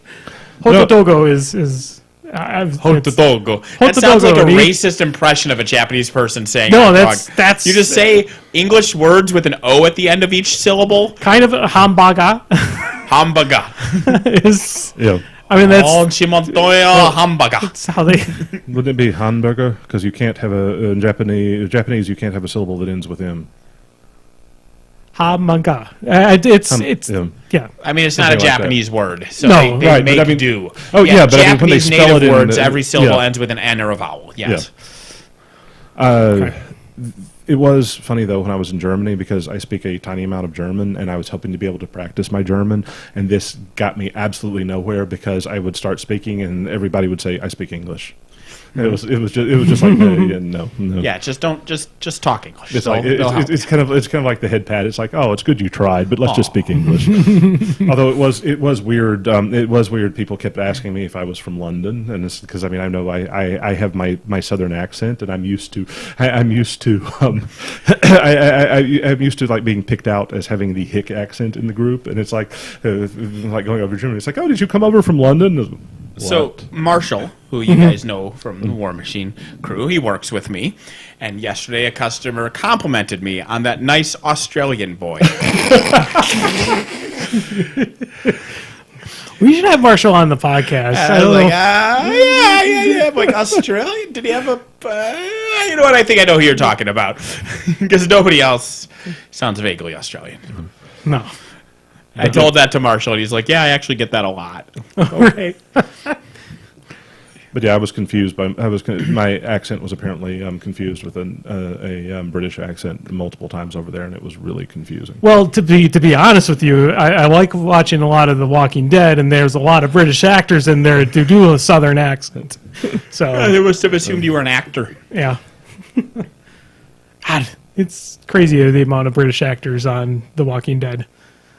If you ever watch any of the Talking Dead shows afterwards, it's like what? Oh, man, how about that latest kill-off on The Walking Dead? It's fine. With Carl. Spoilers. Spoilers. It's already out. I mean, he's the main character in the comics, like, from now on, so this is gigantic. yeah, it's pretty big. Well, also Rick is supposed to be missing an arm too, Just a hand. just a hand. Yeah. And yeah.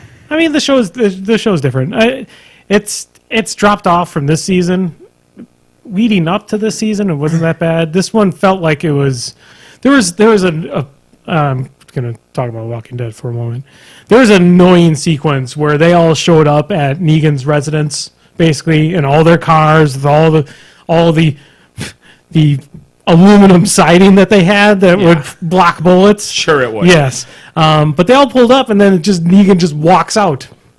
And, like, you're there to do what now? You're there to kill him, more likely.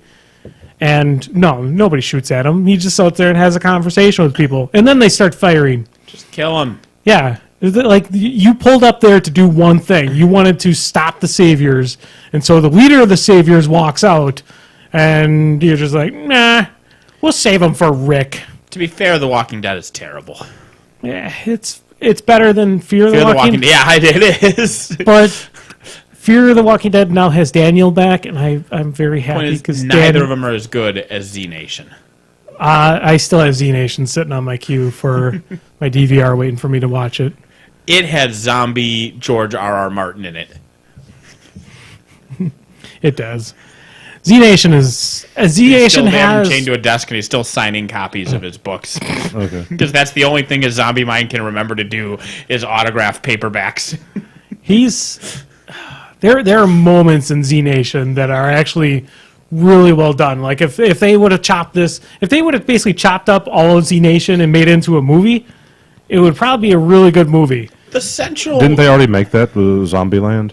No. Z Nation is something. Wackier than Zombieland. It's made by the folks that make central Asylum character film, or- of... oh my god, why am I blanking on his name? The gray skin guy. Oh yeah. What's I know his name? Murphy. Murphy, yeah, the Murphy. That central plotline is actually a really interesting fucking plotline for a zombie show. Yeah, where he gets bitten and he doesn't turn. He's the one person on the planet that's immune, and so everybody wants him. He's a walking MacGuffin. Yeah. and then it gets more, with his power to control the undead. Like, that's interesting. And the best description of Z Nation is that every episode, it's an ongoing role playing game, and every episode is the GM just coming up with a shtick for that week. Or it's a new GM. Yeah. Like, all right, guys, this week you come across the town and they got a competition to get a sniper rifle. Okay, this week you come across the town and everybody, it's like a Western. This week you come across the town and it's underwater. It's like, All right, that's the session this week. It doesn't make a damn lick of sense, but No, okay. That's That's the, fine. the easiest and quickest way to describe that show. It's fine because it doesn't piss me off as much as fucking Walking Dead. Yeah. Because I can just go, yeah, sure, whatever. And that's liberating. Yeah. All right. Liberating, David. I didn't see any Zappity grumbles other than somebody had mentioned we should talk about Gwen some more. Oh, and then so- I'm not gonna. Son of a bitch. Son of a bitch. I'm excited. They accidentally spoiled with the zombie thing. Oh, no, he's unplugging me. Because they took a lot of the zombie unit abilities and put them onto insectoid abilities. Like, they took the Ekamara ability and put it onto, like, the Roly Pillbeg style. And but they accidentally spoiled what the Unseen Elder's new ability was going to be, which was to drain a unit by half. But they haven't defined drain. But my guess is that it's basically just going to be Regis's ability, the neutral card that's currently out. And they're just going to make that the zombie shtick. You mean Regis, Destroyer of Worlds? Yes. No, Regis Philbin. He's out of control. No, I love Notre Dame. don't you remember Can't believe it's Regis? that butter. Don't you remember Regis? There's no Regis Philbin from You don't- Regis and Kathy Lee. You don't remember the Regis? I remember the Regis. I'm just going with Regis and Kathy Lee. No. That Regis would win in a fight with the other Regis. That would be very true. Do you know of the Regis? No. You should look up the Regis, and that's probably the best 2-season show ever made by Cartoon Network. Which is Okay. Megas XLR. Mm-hmm. Give you a If you quick say it quickly, it sounds like mega sex. So to give you a quick synopsis of the show, think of the two Dante and Randall from Clerks. Yeah. And what if they found a giant robot in a junkyard And battled kaiju. and battled kaiju? So, Okay. like, yeah. That is Megas XLR. If Mechagodzilla was piloted by Dante and Randall from Clerks. Okay. It's pretty much it. It's Good so good. I'm still on the lookout for. That's the reason why I own a Xbox 360 downstairs, is because that is the only thing I've ever bought it on. And it's still there on that system. I cannot find it anywhere else. And they won't remake it either. Fucking Cartoon Network. All right, so we should go to recommendations. Anybody else got one? I recommend playing Warmachine. It's fun. I might do that next year. Next I'm year? almost done with this year. Okay, you got 10 days left? Or? Yeah, no, I understand that is not 14 a days big Yeah. shtick. But I might go home and I might spend my remaining press ganger points on all the minion stuff that I've missed. And who knows, maybe I'll play it next year sometime. Have you gotten your shirt yet? Yeah, you got your T-shirt yet? Not yet. Has anybody gotten those yet? No, I don't think I so. don't think so. I don't know when those go out. But yeah, I mean, that'll be nice when I get that. It would be funny And if the it was a model that comes with Dracodile it. size T-shirt. Oh my God, just wear the little Dracodile shirt. You would wear it constantly. I'd put it on the bunny. The kids have a bunny. He could wear the Dracodile shirt. I might. I mean, my wife, who is stunningly awesome, also does a lot of work with cloth, and I may be able to make you a T-shirt for your Dracodile. Speaking of some people too, if you can always talk to your local game store about pre-ordering those models from Privateer as well. Sure, they could do that. They can do that. I mean, you might make it worth their while in some way or another, because I mean they're doing you a favor in a sense. Yeah. But you can always contact your local store to see if they can order These it for people you. badmouth the what was it, Black Anchor Industries? Black Anchor, yep. Yeah. People are angry about that, and they're like, taking money away from the local stores, whatever. Like, everybody I've talked to at our local store is actually okay with it, Mm-hmm. because the thing is, those huge base models are a big gamble. They're a big Like, sink. they're a big money investment. Mm-hmm. And they just sit on the shelf gathering dust. Like, if you go in your store and they have like 3 of the same battle engine, that store wasted $500. And it's just sitting there doing nothing. Yeah. Maybe they'll sell one when it goes on clearance for $50.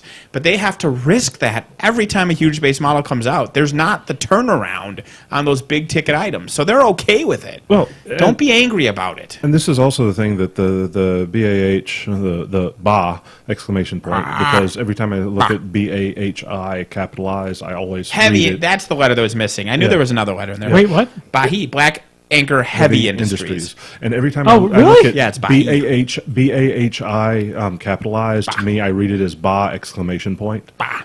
Bah! Yeah, Bah. yeah. So the other thing is that is only resin models, and there, as far as I know, that the upcoming hard plastic huge bases are still going to be available through the normal channels. Oh, yeah. And Yeah. as far as as far as I know from what I know of the manufacturing process, is that resin models have a much lower profit threshold because they're much more expensive per ounce to deal with, and so Bahi is probably a response to the fact that they, because of the manufacturing problems, the manufacturing woes they've had with the large resin models. My guess is that this is just saying, we can't make these available to local stores at a price point that anyone Is will worth be it to happy them. with. Yeah. Well, I mean, because basically, like we're talking like Old Witch, and they're just using her as an example, because Yeah. she was actually only sold directly through Privateer before she was fixed. But I mean, they would normally have to sell it to the distributor. The distributor then would have to sell it to the local store. Local store would get the model. Models would have effed up legs, so they would have to either rely on the customer to contact Privateer to Yeah. get them replaced, or if the customer was extremely upset about it, they'd have to give it back to the store. Store would have to give it back to the distributor. Distributor would have to give it back to Privateer. Yeah. And that's just too many hands for things to go through. There are too many hands, and my guess is that if they put them through the same channel, the markup on the resin models would be insane compared to the markup on the hard plastic models, and somebody said, well, this isn't going to work, so we're going to have to Forge World it. I haven't actually seen many complaints recently about it. I only saw complaints really when the Dracodile was first introduced. Every time there's news that there is any sort of change, internet nerds will complain about it. Yeah. And so yes, there was sound and fury, and it's kind of died down now. It signified nothing, you might say? Yes. Yeah. I mean, like the only things that they've actually said is that it's only going to be resin models. It's only going to be huge base models, which again I feel is awesome for local stores because they don't have to stock that $70 model that they just bought from the distributor to end up selling it for $60 later on. Yeah. And it's it's all the classic models that they have, like the Stormclad and all those. Not Stormclad, but Stormwall. Stormwall. Yeah. All those will be sold normally as they have been before, including like Woldwrath and all the current resin ones. Those all be available through your local game store. But I think Fine. this is just an issue that they have clearly had problems with the manufacturing process with resin models, and I think this is just a response to that. And my guess is that they just aren't going to have the volume with the resin stuff going forward to justify doing it in the current way. Well, it's also a way for them to actually save money themselves too, because Yeah. unlike when they were just basically producing Woldwraths, they just made. Okay, we have a number of Woldwraths we're going to make, and then we're just going to ship them out. Yeah. And then they only ever sell maybe half of them. Yeah. So that's, 350, let's say they made 700. That's 350 ones that they didn't need to make. Yep. They didn't need to spend the resources to make. So if they have a direct course to the people buying them, they'll only make that amount. Or, they'll make them to order, which will help their production costs, which might help other things get Yeah. cheaper along the line too. And as Nathan said, the big models are a risk for the retailers, and Warmachine has a problem with SKU bloat. That there are just too many SKUs, and they keep trying to. They have at various times in the past tried to reduce SKU bloat by getting rid of a lot of superfluous stuff and building kits that make multiple things. Yeah. So I think this is just a realization, a further realization of that policy is trying to make the product line that shows up in stores equally appealing, but having less different products to manage. Yeah. All right. I'm done with Zappity Grumbles. We were at recommendations. Hey, do you like roguelikes? Sure you do, because they're amazing. Do you like 8-bit chiptune style music? Damn straight you do. You should play Crypt of the Necrodancer. Crypt of the Necrodancer. That is a roguelite, though, isn't it? It is a roguelite. It's not super hardcore. It's you do the run, you die, you buy upgrades, you do the run again. It's one of those simpler roguelites. You perma-die in so much as you start a new run after buying upgrades with the money you got. Like that Mega Man game. And 20XX. like that 20X, ever like that. But it is... The soundtrack's amazing. It's a rhythm game. Everybody likes rhythm games because you need to do actions like on the beat. And by doing actions on the beat, they're more successful. I am out. The enemies all have their own rhythm. You can't... The PS4 version, at the very least, comes with a character class called the Bard. And the Bard... Jesus Christ. Wow. The Fuck, Bard... the wall shook. The Bard's passive ability is that you get to ignore the core rule of the game. So the Bard, you don't have to follow the rhythm, but every time you do an action, all the other enemies also do an action. So it's more like Azure Dreams or Chocobo's Mystery Dungeon or any of those roguelites where it's turn-based, you know. So if you like that style more, you can do the Bard and just enjoy the music. But the shtick of the game is the rhythm game meets roguelite meets 8-bit chiptune music. It's always dirt fucking cheap on Steam sales. It's usually dirt cheap on the consoles with various sales. It is a lot of fun, and the soundtrack is amazing. Also, I am a big enough fan of roguelikes that when I was teaching a computer science course, my first assignment for the year was making all of my students play NetHack. Yeah. And actually, I have one of my former students does play Warmachine, although I haven't heard from him for a while. But Gray, if you're listening, if you happen to be listening to this podcast, hey. So my quick recommendation is a show that ended. I think the whole series ended around October or so, but it's a show that I'm not really drawn to that much. It's a show called *Halt and Catch Fire*. Sure. Which is a drama. Yep. Which is weird for Andy to watch because generally Andy, whenever I watch a drama, it's usually something associated with like a sci-fi drama or something like that, like The Expanse. I would consider it a sci-fi drama. Good show. But *Halt and Catch Fire* is basically kind of a trip through nostalgia as well because it does take place pretty much at the beginning of the computer, when computers started becoming revolutionary in a sense. It follows the same 5 characters through many years of their life, going through 4 different seasons. It is a really good show. Kind of like something like one of the main characters kind of modeled a little bit after Steve Jobs. One is a little Wozniak with computer programmers. It is probably one of the best shows I've seen in a long time. I just really like it a lot. And if it's over, that means It's that you can kind of complete- just, full- marathon it. Full binge it. complete series. If it is over and being recommended, then Contained it will not kill your story. soul as it declines into terribleness in the future, Yeah. which is an advantage. I did cry at the end of it though, so it was sad. And you're usually so emotionally stoic during fictional things. Oh yes, I'm so emotionally stoic. Yeah. God, I cry at the littlest things. All the goddamn, not even the littlest things. It's very everything. Seriously, Should we- you of all people must have joined me in weeping at the end of Logan, right? Oh, I cried at Logan. Good. I cry at everything. Well, I know. We should have an episode where we talk about all the movies that Andy, the dirty looking biker dude, cries at. thinks he's Superman. Oh, that's right. You haven't seen Iron Giant because you know it'll emotionally destroy you. Was that the one? I've seen Iron Giant. Oh, okay. There was one that you said you hadn't seen because you had heard that it was depressing and you were worried about it. I don't remember what movie that was, though. Big but we talked Fish? about it. Oh, yes, it was Big Fish. Yeah, you guys already talked. Yeah, Big Fish would obliterate you. Yeah, it probably would.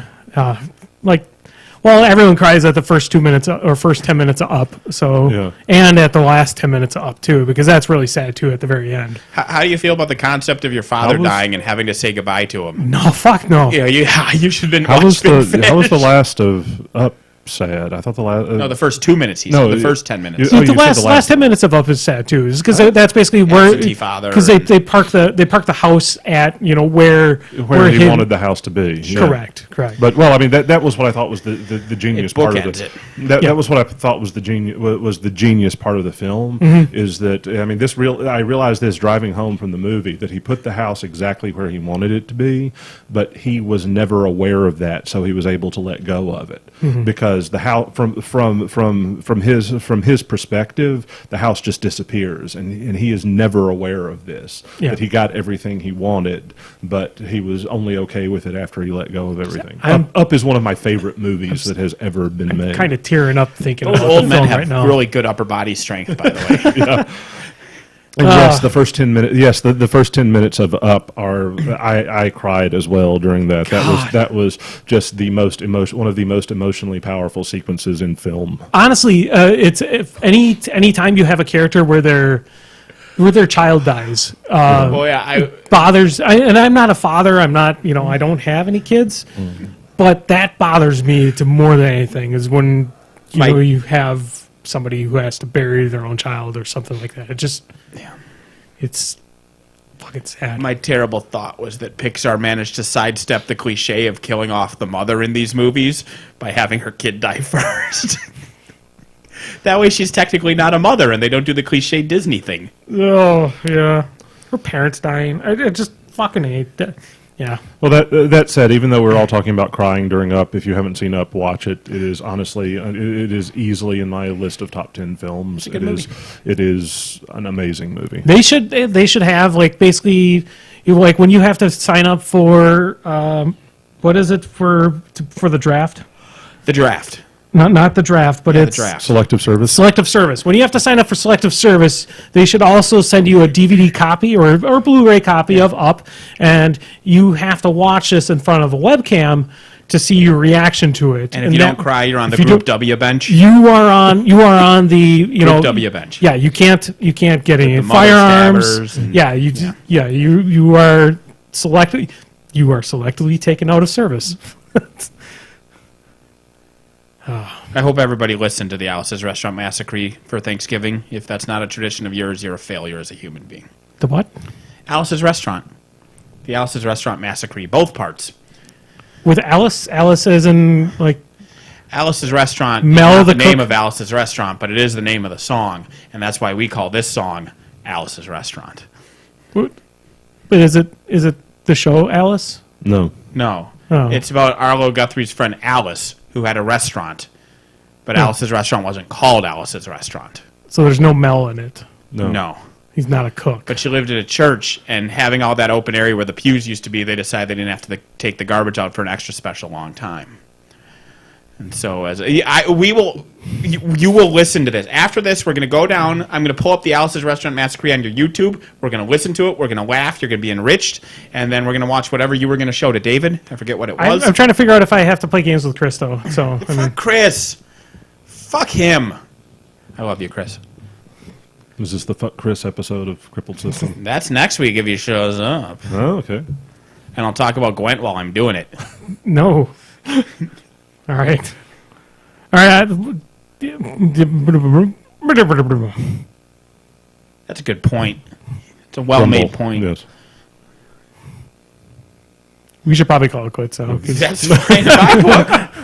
sorry that you just joined the You're the chat one here. with the controls. Well, I suppose I can end David it. and I just sit here like idiots while you're like, yeah, we should probably end. You're like, okay, like we can do anything about it. Well, you could say, oh, hey, we should end this now.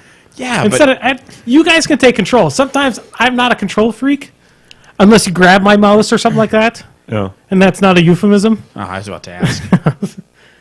It's small and hairy. I don't know how to pronounce the name of the new person in chat, but they say they love Chris. So Yeah. there you go. Awesome. All right, we're gonna call it quits. Thanks, guys, for watching. Thanks, guys, for Thank you. listening. And we'll see you. Congratulations, Georgie Babe, on winning Grunt Challenger 2. Oh, we might have an episode record during the week, and then we'll just air it on next Sunday because I don't think anybody wants to be here during Christmas Eve. Yeah, or we could Yeah. delay it to like Tuesday or something, but those are the couple of options. We'll Yeah. figure it out. Yeah, we're gonna try not to skip episodes in the new year. That's my goal. My goal is to not always like just have just skipping episodes. Try to go through a full year where we have 52 episodes.